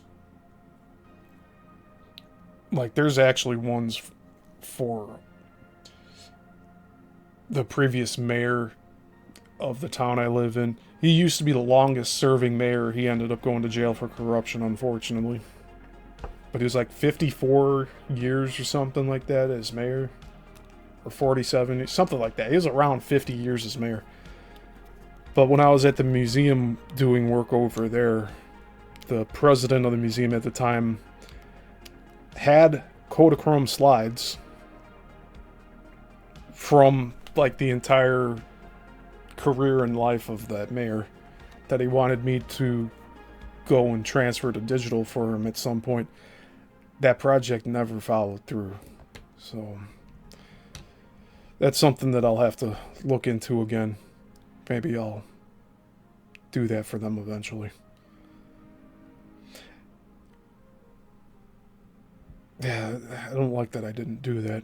I did a lot of media conversion for the museum. We used to have like a live music hall here. It was called the Mill Run Theater. They had audio reels all in 2 different boxes up on the 3rd floor. Never touched, never converted until I came through there. I ended up getting I had to get 2 different reel-to-reel players. The first one didn't produce any sound, so I had to get a second one. And that was on my dime. Then, through all that volunteering, I eventually got paid for that work, and I converted all of the Mill Run audio tapes that they had to digital. And now that's all in the village government database that's connected to the museum because there's some sort of collaboration there with that. So they have it on their digital cloud drive now in perpetuity. Whereas before they didn't. And I'm solely responsible for making that possible. Alright, Jay, you have a good one. Jay says he's got to go. I'll catch the rest later. Hey, Ivy. Good to see you. Ivy, you've been popping in a lot. Thank you for being here. And Joel says, I'm back in the house, y'all. Just had to sort my horses out. Been down farm for a bit. That's cool, Jay. Thank you yeah, Jay and Joel. You've been real consistent on being here on the stream. I appreciate it. I'm just going down memory lane now with all this film production stuff. But yeah, I did work with that museum for several years. And over time, it eventually, once I finished the reel-to-reel stuff, that ended up completing my work there. Because then they got new people and the dynamics changed. And there was a weird energy in that building. The building's the original Cook County Sheriff's building. And there's records of Al Capone having been kept in the jail there at one point. And I think Babyface Nelson too. And there was like some trap houses over around here. Speakeasies here in Niles where Capone operated out of. They look like farmhouses with enclosed porches. There's one in particular I took photographs of. It was kind of getting run down at the time when I took the photos. I think it's still there, but I haven't gone in that area anymore the past several years.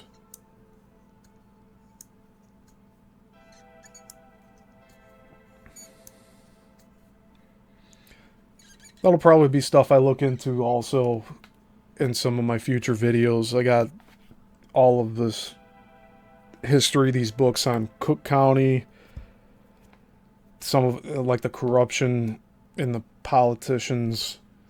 I also have a book about the mob and also architecture history in Chicago. I got a lot of that type of content I'd like to get into at some point.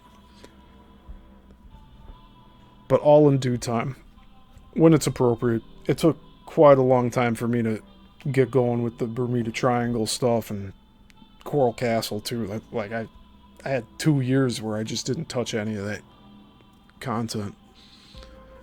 And the Bermuda Triangle book I had for even longer than that.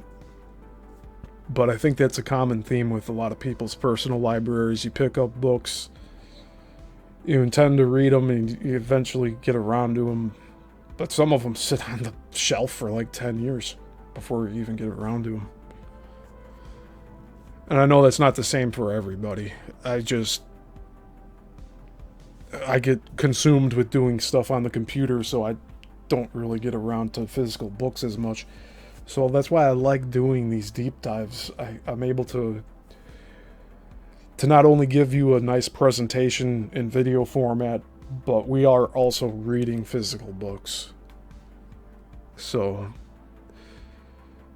if you're listening to this channel, you're able to get reading done, right? You're getting reading done by listening to me.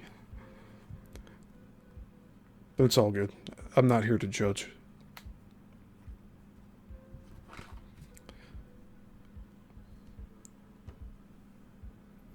Reading used to make me very sleepy. I have astigmatism in this left eye here. So I think when I'm doing these lives, I'm reading like pretty far away. But when I'm reading on my own, it's like really close up. And I think that makes my eyes tired. And a lot of the time in the past, I would get through 10, 15 pages, and then I'd just knock out and go to sleep. But on these deep dives, reading it like from this distance, I could read 20, 25 pages. So I think that does help, considering that there's a football shape in my eye. I don't know what's going on with that. I think you can get it fixed with LASIK, but I don't have the money to do that.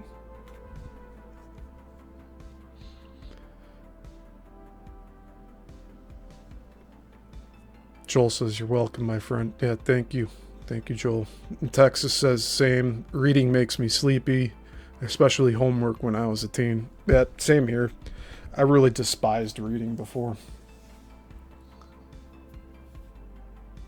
And now, it's funny, post-high school, I used to not even have a collection of books. I just had the required reading from the indoctrination system I was put through.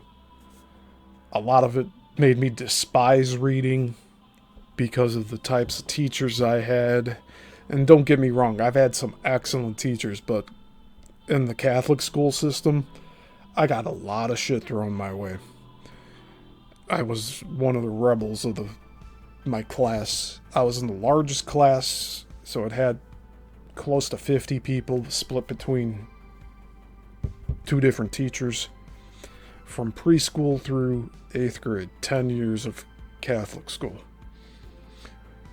And it was basically once we all hit puberty in 4th, 5th grade, that's when we all started having trouble with authority and all that. So I'd get pulled aside a lot. I'd rebel, not doing homework and all that junk. I'd voice my opinion. I'd get in trouble. I'd get sent to the principal's office and got the write-ups. You know, they're trying to correct your behavior and all that bullshit. And then in high school, it was the same way. They'd try to stomp out originality for conformity.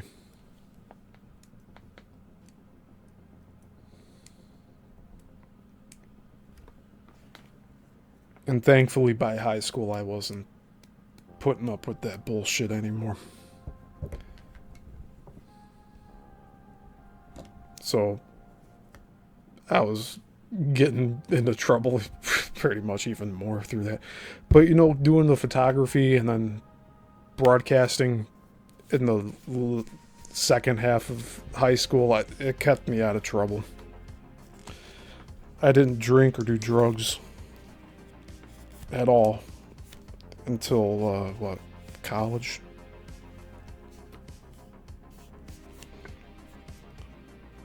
So I also attribute that to me still having my sharps up here. I didn't fry my brain in high school doing cannabis back then.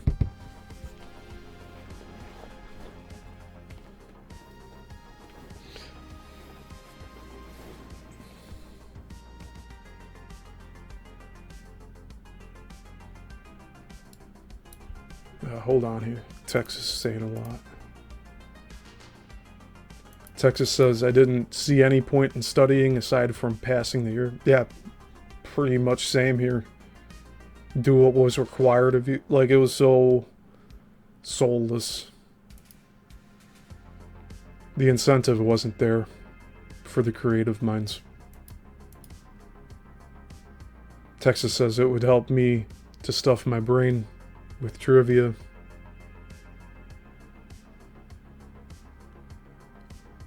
Quote, but you get a good job, unquote. People said, I took it for BS. Yeah. I mean, look at this. My last year of high school, I got convinced that I should go to college. I went to college. Then my third year, I had to take time off. And that was due to my drinking problem, I guess you'd say. Because that got way out of hand in college. Way out of hand. And so I needed to work and make some money, so I did that for a while. I got back into college after that, after taking a semester off. And then I finished up my time at Columbia College. So I didn't end up graduating with the class I went in with.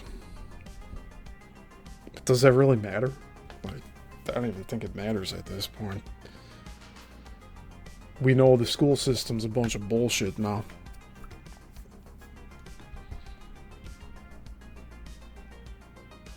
I went to college. I'm not in my field the way that I envisioned I would be. If part of the requirement was to moving to Los Angeles to get work, like, that was never my intention. I was never going to move out to Los Angeles. I wanted to be able to get work here. And no matter where I tried to apply, I wouldn't get work. So I was living the gig life for a majority of the past 12 years. Just gigging, doing stuff off of Yissilmissil Productions under my personal name.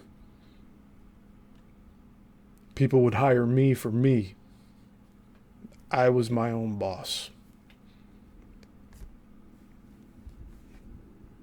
I've never liked taking direction from other people, which is, I mean, I'm a leader by nature, so I would rather give people directions than take directions.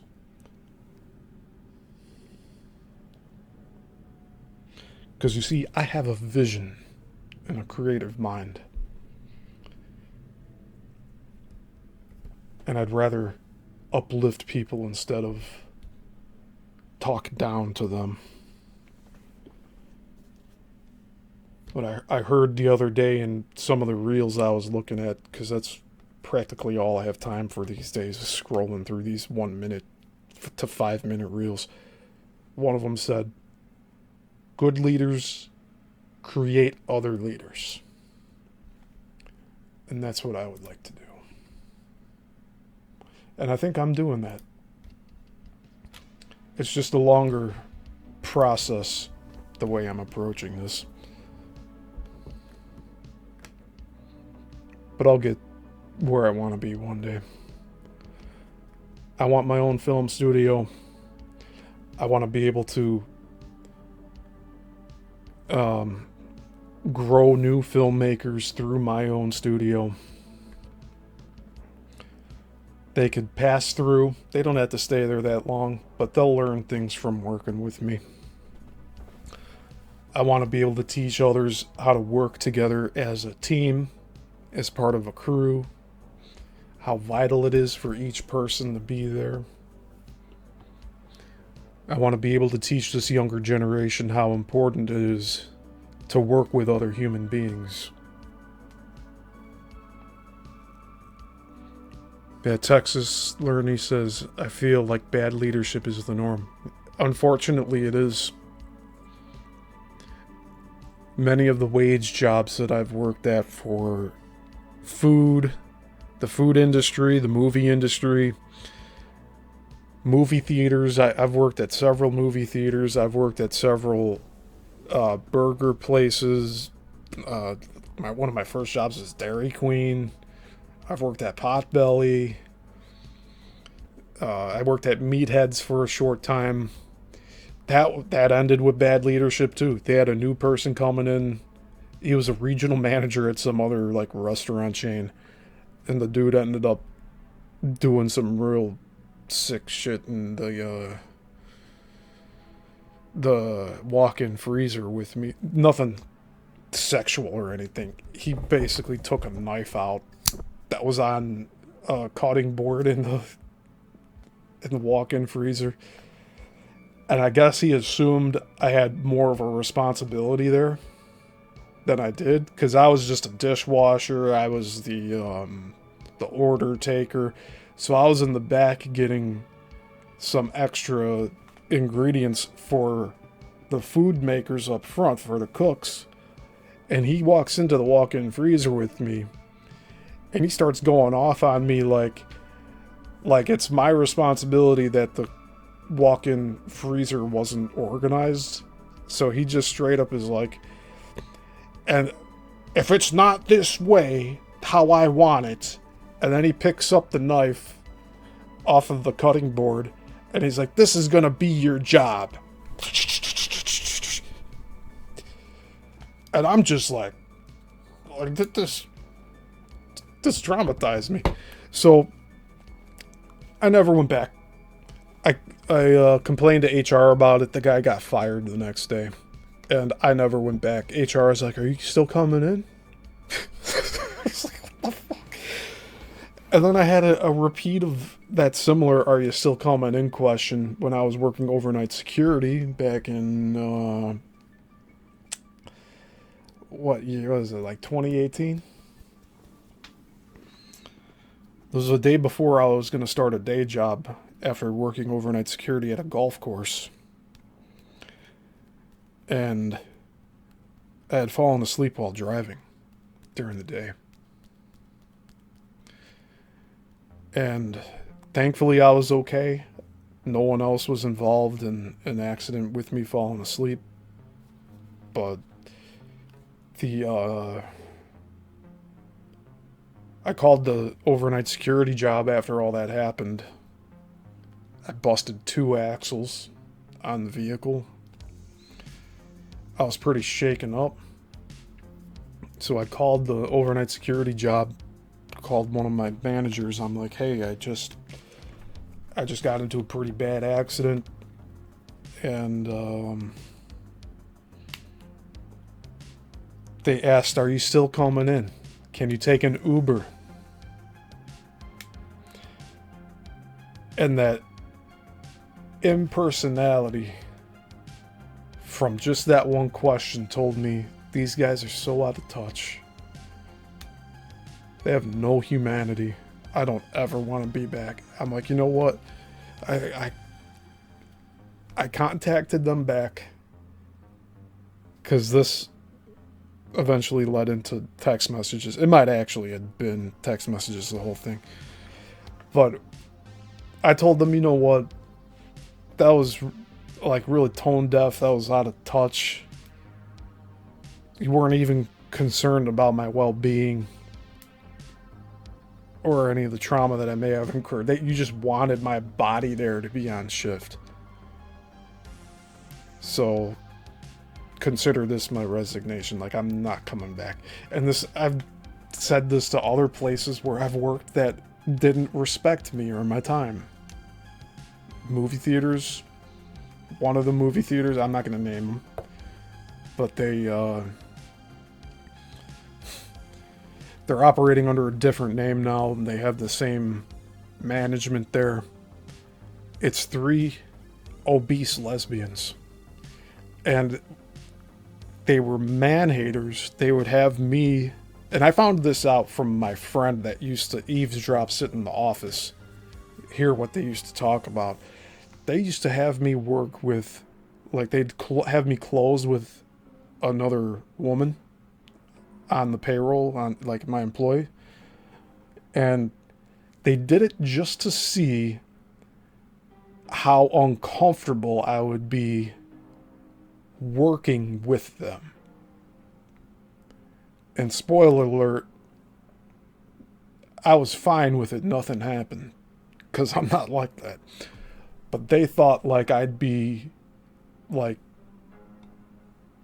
emasculated. And them being these social justice warriors that are managers, it's like it created monsters. Like, these things weren't even people. I'm sorry. And they are still employed in the industry, and I'm not. So what does that tell you? There's your diversity hires right there. They got the alphabet group all up in these top paying jobs, and here I'm begging, please don't take my YouTube channel away. Like, you see where we're at here?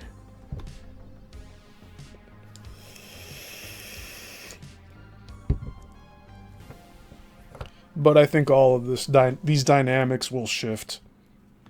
We're gonna get to a different place in due time. We're gonna take the power back.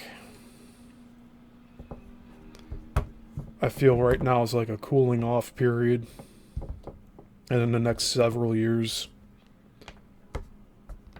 when content creation is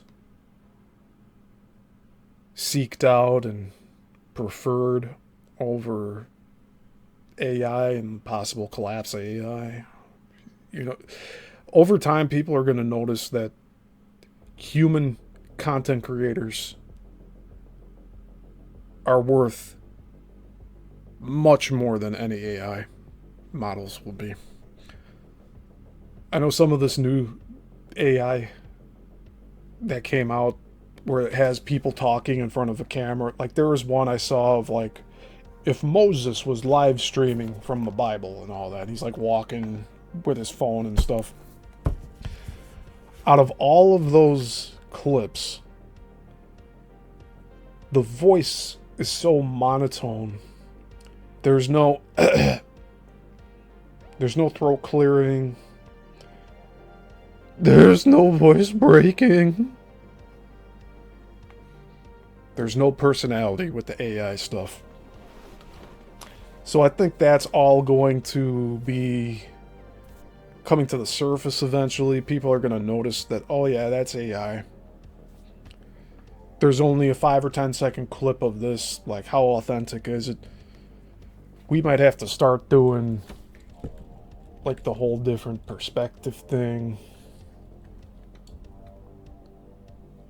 Or like, I've seen back on these message boards, they used to write down on a piece of paper like the date, like, here's the date, here we go, here's today's date and the time and the location I'm in, and here's my name, and this is really me. And then you have like the live interaction too, which I know the AI can't do yet. And I say yet because they're probably going to try to advance it that way. Where it's like you're talking to an AI model and you're like, okay, AI, write on your piece of paper these words and put it in your own handwriting. They can't even get like language down yet. So like you've seen in a lot of these AI photographs, all the text is like jumbled because they can't figure it out yet. And the same thing with hands. They can't figure out hands yet. The intricacy of all... You'd think that these AI models would have all of these medical textbooks and everything ingested into them, but they don't. So the AI doesn't know about all the interior bodily structures of the hands and how they're used. So that's where they fail. Along with the voice inflections.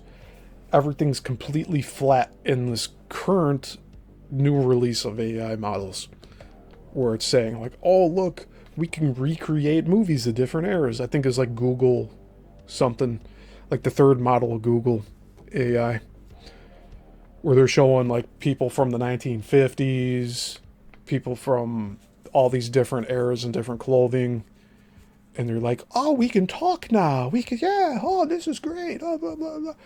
They're all soulless. They don't have a soul. They're not people. They're not actors. They're not going to take away jobs. Maybe in Hollywood they will. You know, Hollywood's going so much down the tank. I wouldn't be surprised if they just start making films out of AI, or through the use of AI. We already know that first Avengers movie, in the last like major city battle sequence, they used an iPhone to film some of that stuff. So I wouldn't be surprised if they just generate an entire movie out of AI and be like, look at what we can do. But you're only going to be able to get so far with that. After like 10 films, it's going to get real old real fast. People are going to strive for originality and creativity, and you won't get that with AI. So I'm not concerned about my spot in content creation. Eventually I'll have to use the green screen backdrop so that I can do cutout of myself without having the backdrop here. Because you can still see the square of the video frame on this. I'd love it for just to be a cutout of me with no background. So I'll play around with that at some point in the future. But I have 3 different backdrops. I've only been using the black backdrop for all of my shows. I got a white backdrop, I got a green backdrop. And yeah, I'll get around to using those in due time.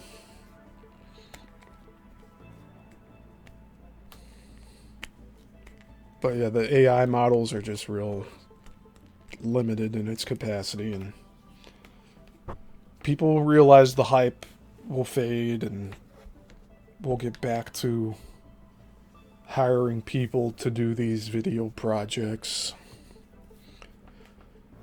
And all will be good with the world, right? As good as it can be.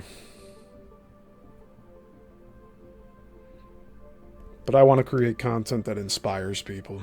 And I used to not like saying the word content, but that's what this is. We're creating content. Not everybody can do it. Not everybody's comfortable doing it. And I have my background in public speaking. So I'm comfortable in this realm. I can be talking to one person, I can be talking to 1,000 people. Doesn't bother me. You'll always have that heart flutter moment. It's because you're alive. That'll never go away. You could limit it over time after getting comfortable talking in front of audiences and all that, but it'll always be there. Even if just for a moment before you go on stage to give a speech. It's just, it's a part of life. It's that anticipation. You have to get over whether people are going to judge you or not. People are always going to judge you. You just have to tune that out.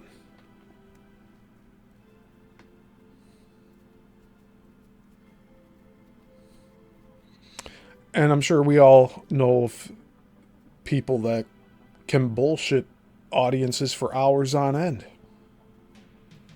and not miss a beat.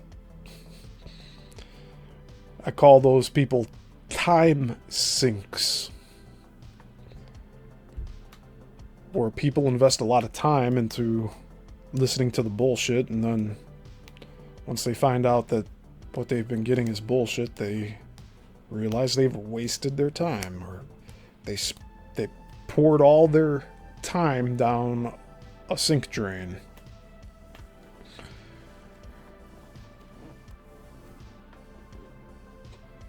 But again, I'm more toward that line of thinking that no time is wasted. There's lessons to be learned in everything we do. Every experience we have has purpose. If you fail at something, what did you learn from that experience? And how much are you willing to grow from that? Texas Learning says, first time I got into SCE, I was a bit shaky. Next time I was completely fine. What's SCE?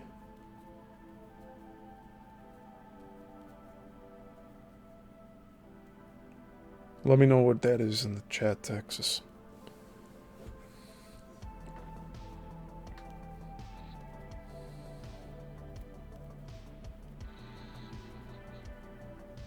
Oh man, we've been going over 2 hours now.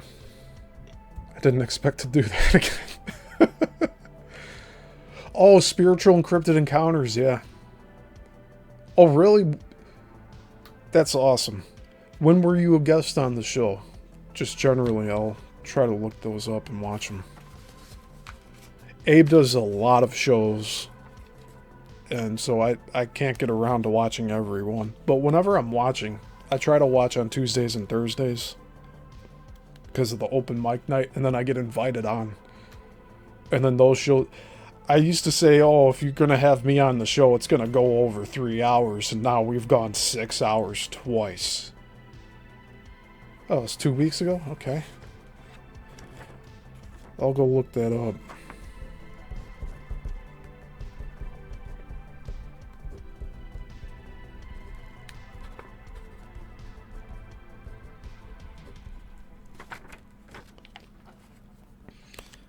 Yeah, Abe and Jesse are good guys. They have a lot of life experience to share. And that's part of... I view them as peers. Oh, you're going to link me. All right, cool. Thank you, Texas. A lot of the people I hang out with are older than me. but I view them as my peers. So while there's that whole respect your elders thing going on, I also view them as my equals.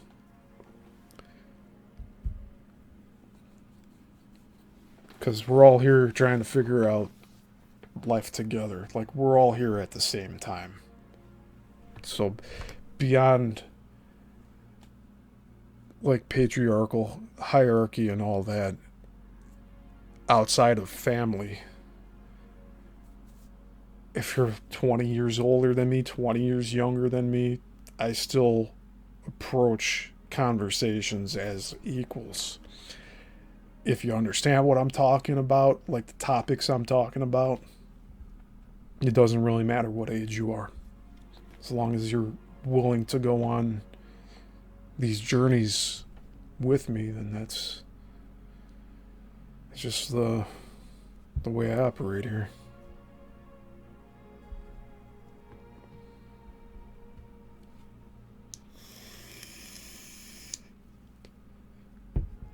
Yeah, I got more comfortable over time too, going on Abe's show.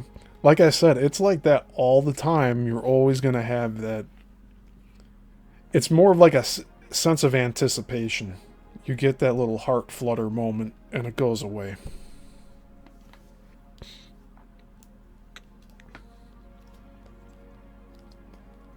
But once I got comfortable being on Abe's show, he lets me talk, doesn't interrupt, so I'm able to get more of my thoughts out. And there was a time there where it was like I've been so conditioned to being interrupted. And this was before doing these Let's Talks and my deep dives and all that. It was just such a long time where I'd always get interrupted mid-sentence. I'd never get to finish my thoughts on things. And in the past, I've done stage productions where I've been the actor. I've had paragraph after paragraph after paragraph of monologues, all memorized and staged out. And beyond that, if I was sharing my own thoughts, it's like at public board meetings, you got 3 minutes to get all your information out. But on here, look, I've been going over 2 hours just talking. No interruptions. No one needing to get their point of view in before I'm finished speaking. And I know some people can't help that. I mean, like I said, it's a learned behavior. People have just been that way their whole lives, and it's unfortunate sometimes you deal with people that don't let you finish your thoughts. And it happens all over the place. It's not just one individual person. But on Abe's channel, Abe lets me just free flow. He lets me have the floor. So in him doing that, it allowed me to express my opinions on a lot of the spiritual encrypted stuff that I wouldn't share in other places.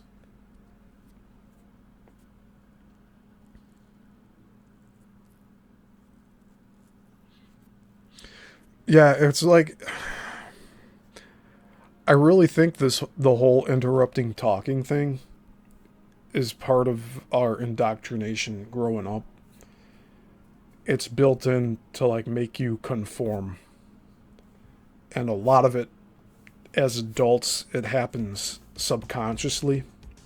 So I do my best when I have guests on here on this channel. I do my best to let them have the floor, but I also guide the conversation. I try to keep everyone on topic. And so I'm getting better at hearing when people are starting to like burn out with what they're explaining or talking about. They start having these longer pauses, so that's when I interject and be like, okay, that's awesome. So how about this? Like, what about this aspect of this topic? Let's hear what you have to say about that.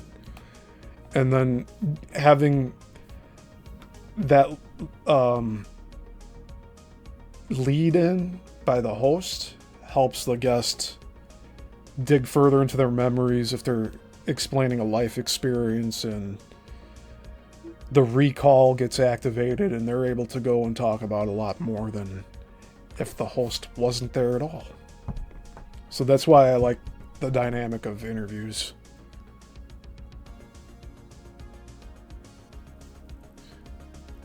Texas says, "Oh damn, I had the exact same thing with being interrupted.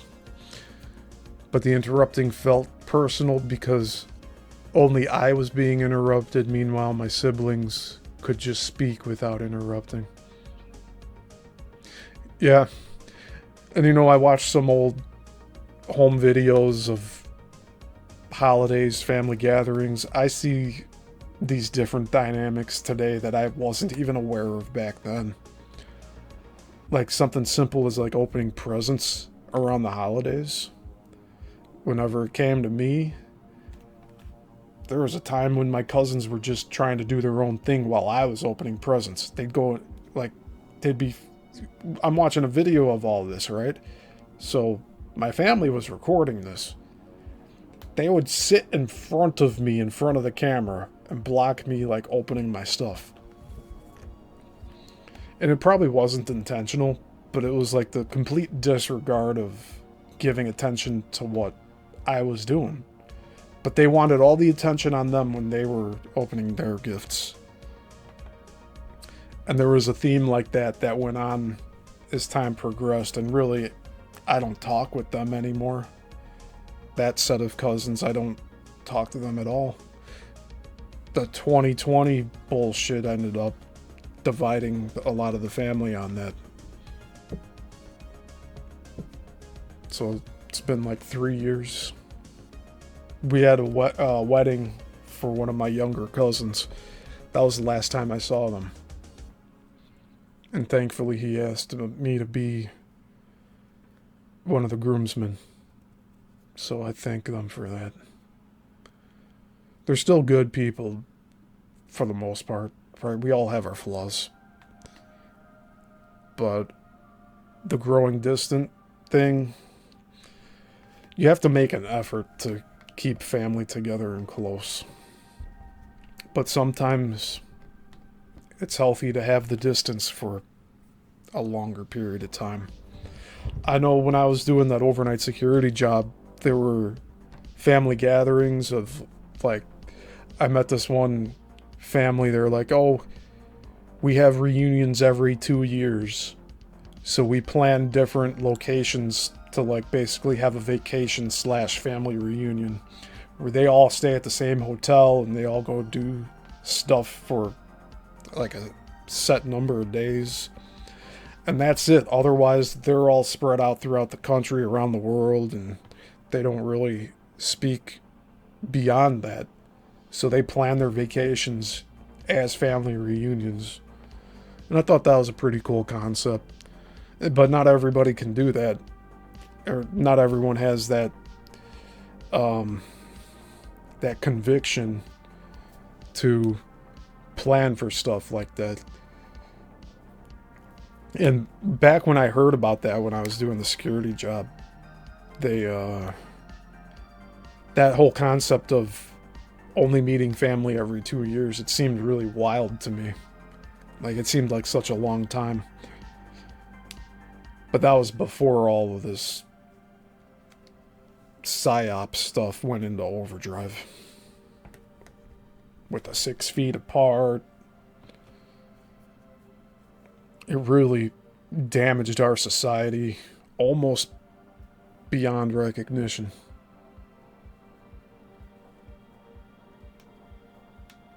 Oh yeah, Texas. Texas says he's referring to growing up with 2 sisters. Yeah, I can see how that is. Being interrupted all the time.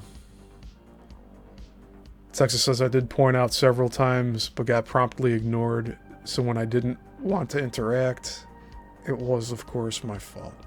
Yeah. Well, that's another thing. Like, choosing who you spend your time with. If people around you aren't going to listen to what you have to say, then They're showing you that they don't respect you or your time or your words. They don't respect your perspective.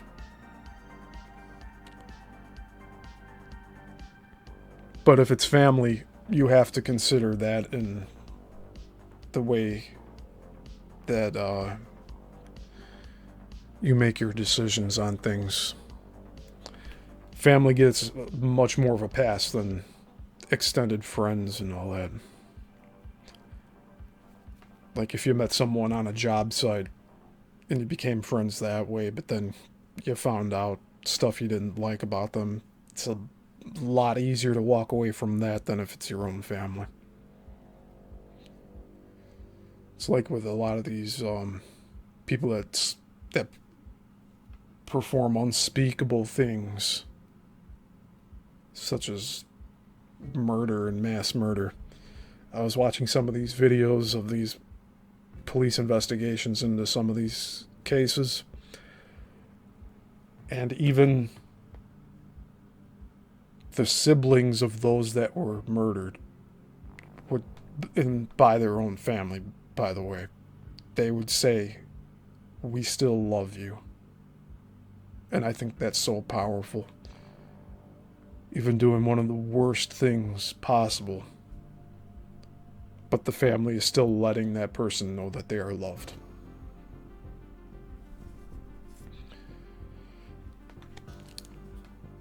That's a whole different subject too.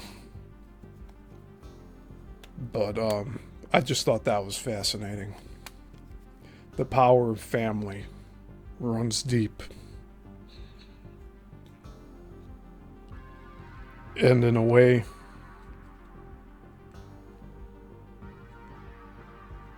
it's like you're being tested to forgive the way Heavenly Father, Creator, and Jesus Christ would forgive. And no, I'm not saying Jesus Christ was nice just to be nice. And I mean, he went into the temple and whipped all the usury. Get out of here with your coins, with your clipped coins.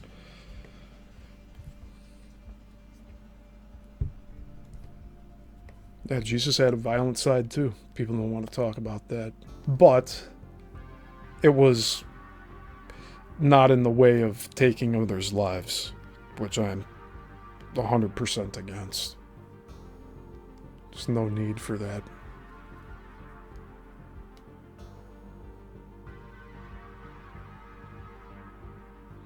But family and family forgiveness does run deep. You're able to show that you love another person in many different ways when it comes to family. Is there a part of you?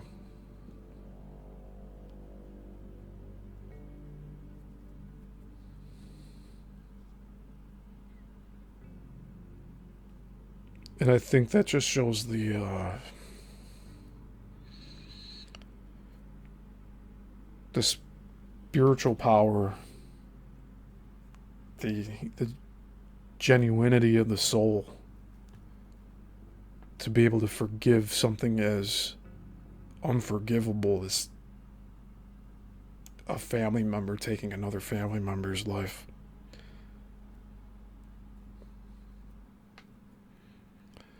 And I don't wish that upon anybody. But there's like whole YouTube channels covering all of these different topics. I think there's one called Midwest Crime. That's the one I was looking at yesterday. One of them, it was a story of like all these signs were there. There was a guy that made videos on the early days of YouTube. He was just like flaunting guns, talking about killing animals and stuff, and like all the red flags were there, but everyone ignored it. And then eventually, like, he did the worst imaginable thing. And the thing was, he was like, I didn't wake up that day thinking that I was going to do that. But you could see in all of these videos, like, he wasn't well put together, and he was talking a lot about it's like these demons take over people's minds and bodies. It's like what we were talking on Abe's show about, like the abuse of substances opens up yourself to these demonic entities. And a lot of these different cases, like the last one I watched, this woman smoked crystal meth and then beheaded their ex-boyfriend. It's like, holy crap, dude. She left it in a bucket. And this is some place up in Wisconsin. And then her recount with the investigators at the police department, just totally callous, cold, laughing about it. No remorse. And oh yeah, that was pretty messed up of me, wasn't it? Ha ha ha ha ha. Like completely disassociated from the horrible act that they committed. And they ended up going to jail for life. When they were in court, they physically attacked several of their own prosecutors. So like their court-appointed lawyers, she'd like lunge at them and start attacking them in the courtroom while she was like getting her hearings done for her sentencing. And I think the court proved that she was mentally, cognitively functional to stand trial. So she was trying to say she was insane and all that, but the court said differently. They're like, no, you know what you're doing. And you're very coherent, but you're still like attacking people, so like you're going to jail for life now.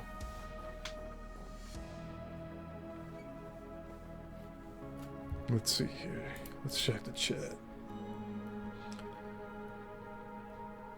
Texas says there's a difference between being good and being harmless. Yeah. Well, when you're being good, you're being effective. And I know good and bad can be subjective to people, but I mean, we're talking about morals here. Texas says the familial connection is real. Yeah.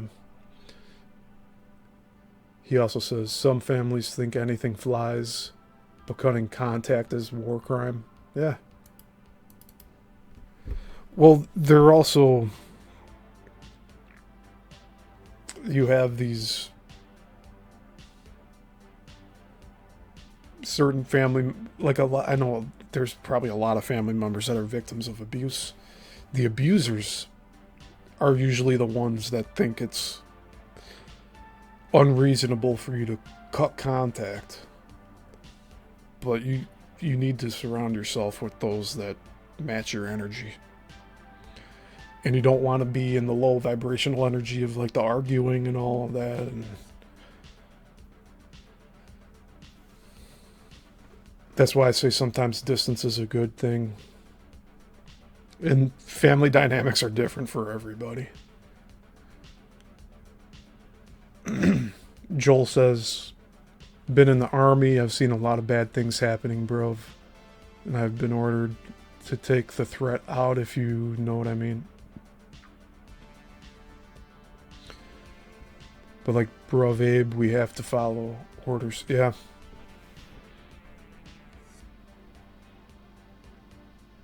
Thanks for your service, Joel. It's a selfless thing. But also, I think the government has subjected too many of us for too long to essentially carry out the will of the banks. A lot of these wars haven't been for like the valor of our own countries. It's all been monetary for the most part. But when you get down on the ground, boots on the ground type of stuff, it's like a region by region basis. So I'm not trying to take purpose away from your time serving, but I'm being realistic about the funding behind a lot of these conflicts. But like if you're stationed at a certain area, like Abe was, or you yourself, Joel, it's more of a like you're knowing you're doing your duty. Like you know what you signed up for. You're gonna follow orders. Some of them you may not agree with.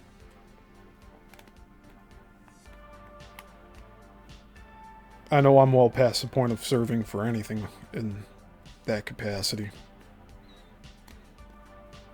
I think I considered it at one point, but I don't think I would have been able to make it with the vision problem.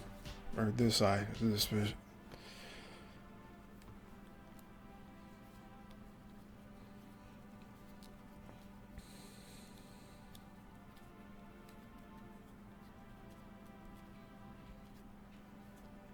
Joel says I like to keep to myself. It's better that way. Yeah. And you know, time alone is not necessarily a bad thing. I think we said on last week's show with Monica when she was in the chat, being alone doesn't have to be lonely.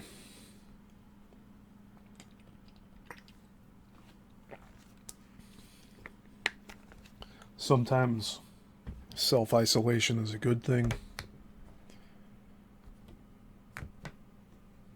As long as it's...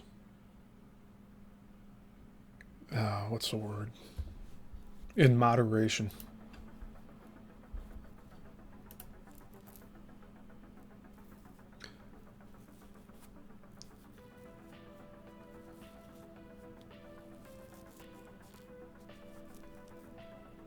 Texas says, I can do my own spiritual journey much better when I'm alone. Yeah, and a lot of these things, a lot of these journeys we were on, we have to walk alone for a lot of it, especially if it's during a growth period.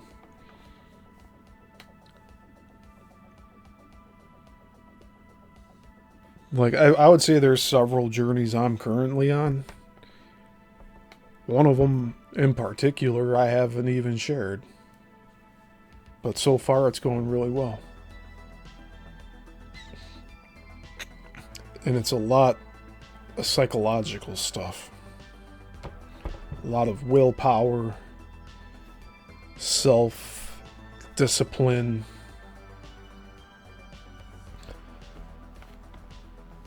self-accountability.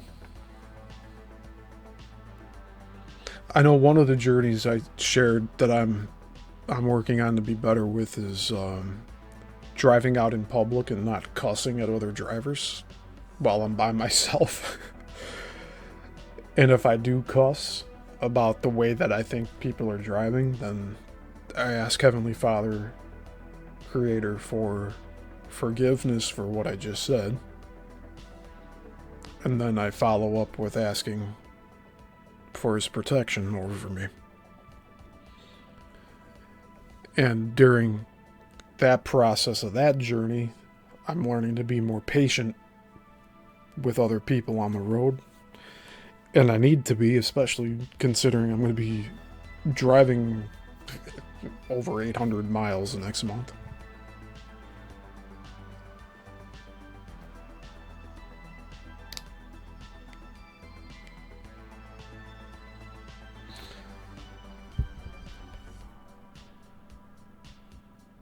Jason asks if Brenda lost her channel. I don't think so. It's still here, isn't it?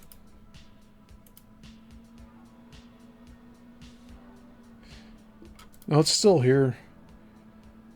She's gonna be live tonight at 9 o'clock. So hopefully I'll be on that show with her. As if her internet doesn't go out again. I try to encourage Brenda to do more shows during the week, but I know she's helping other shows now. So she's having her time split up between doing that and running her own channel. And she's only been doing the YouTube channel for a little over a year now. But it was like January of 24. But she's made so many strides ahead More so than a lot of other people in the space here. Like, she's a fast learner. She's a quick learner. She's able to adapt to a lot of things. She's able to use a lot of the current live streaming programs, and she catches on very quickly. So I've been trying to help her grow that channel. I want to see her hit 400 subs very soon. But I know due to her having her time split up and also taking care of her personal life, it's taken time away from her doing shows more frequently. And in turn, I think that's slowed down the channel growth. But she still has a lot more viewers live. And that's saying something. Like, you guys have really good following with her there. So I do try to be on her show as much as I can. And I like helping her out with that. And I do like talking with her and sharing ideas.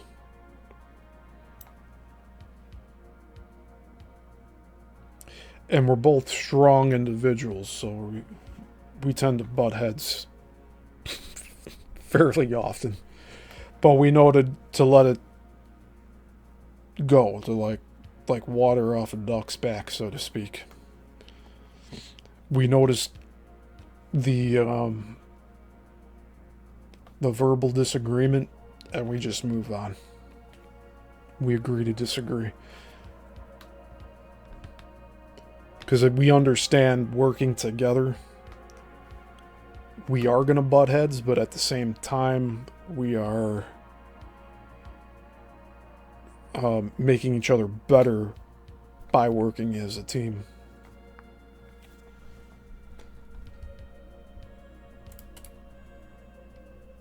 Alright, Jason, I'll link to the chat here right now.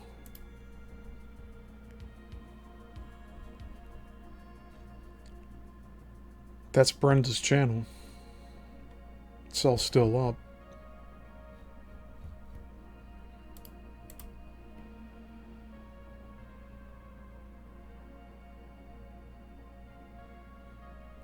Joel says a lot of strange people driving on the road. Yeah. See, yesterday I had someone that was impatient with me, and this was just at a stop sign intersection. They peeled out after I made my turn.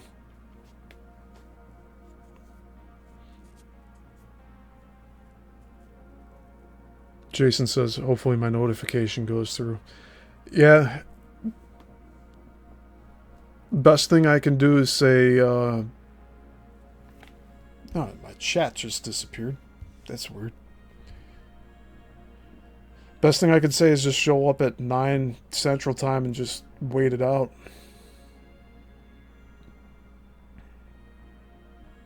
What the heck happened here?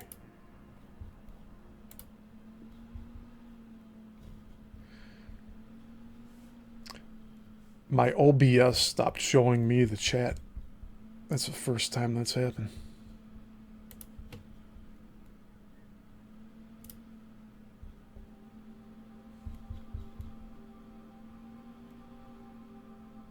Joel says she's a good person. Yeah, Brenda is a good person. She's been through a lot too, personally.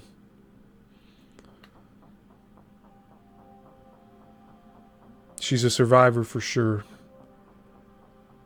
But I know she can thrive as well. And best case scenario is that we all thrive together here.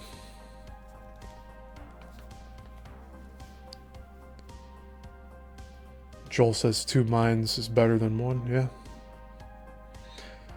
That's why I say, like, I'm a natural leader, but I do like putting a team together and helping people understand why teamwork is important. So that plays into that too. And you have to be open to ideas that are not your own. Gives you a different perspective on things. And I'm just speaking generally here.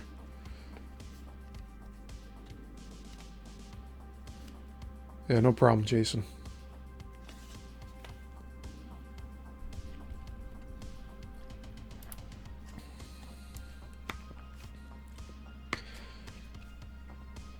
Alright. I'm gonna call it for this show today. I thank all of you for being here again. It was good chatting. It was good talking. I like interacting with all you in the chat here and sharing my stories. I shared a lot of new stuff today that I haven't yet before, so I'm always looking to keep this constant and up to date with things. But I like reflecting on life experiences too, and how can we grow from, what can we learn from these experiences. So, but I try to keep all these shows under a certain time. I've been trying to keep it under 3 hours here, and we're getting really close to that. So I think I'm going to call it here now. But thank you all again for being here. Jason, Jay earlier, our first channel member, by the way. So he'll be getting that exclusive Smith video. Joel, we had Ivy here earlier. Jason, you said in the chat here, did you see the Frankenstein trailer? No, I haven't. I'm gonna have to look at that. I'll take a note.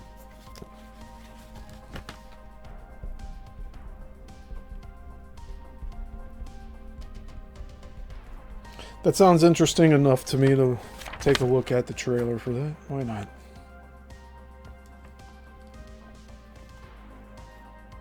Thank you, Joel. Oh, and Texas too. I haven't forgotten about you, Texas. I was trying to name off everyone in the chat here and got caught up by Jason recommending Frankenstein here. Yes, thank you all for being here. I really appreciate it. And we'll be back live on the channel here 6 p.m. Central Standard Time on Tuesday for Coral Castle. Thursday, same time, 6 p.m. Central for Bermuda Triangle. Saturday for Chicago Film Industry at 11 Central. And again next Sunday for Let's Talk episode 11 at 11 Central. We're going to keep this running all the way until I go on my trip in the next 3.5 weeks from now. So we'll still be doing constant content throughout the week as we've been on this schedule up until that point. So probably until, I'd say, July 8th will be the last video until I take close to a 2-week break. But I will be back after that. But in the meantime, we got 3.5 weeks of doing shows 4 times a week. So thank you all for being here. And until the next one, class dismissed.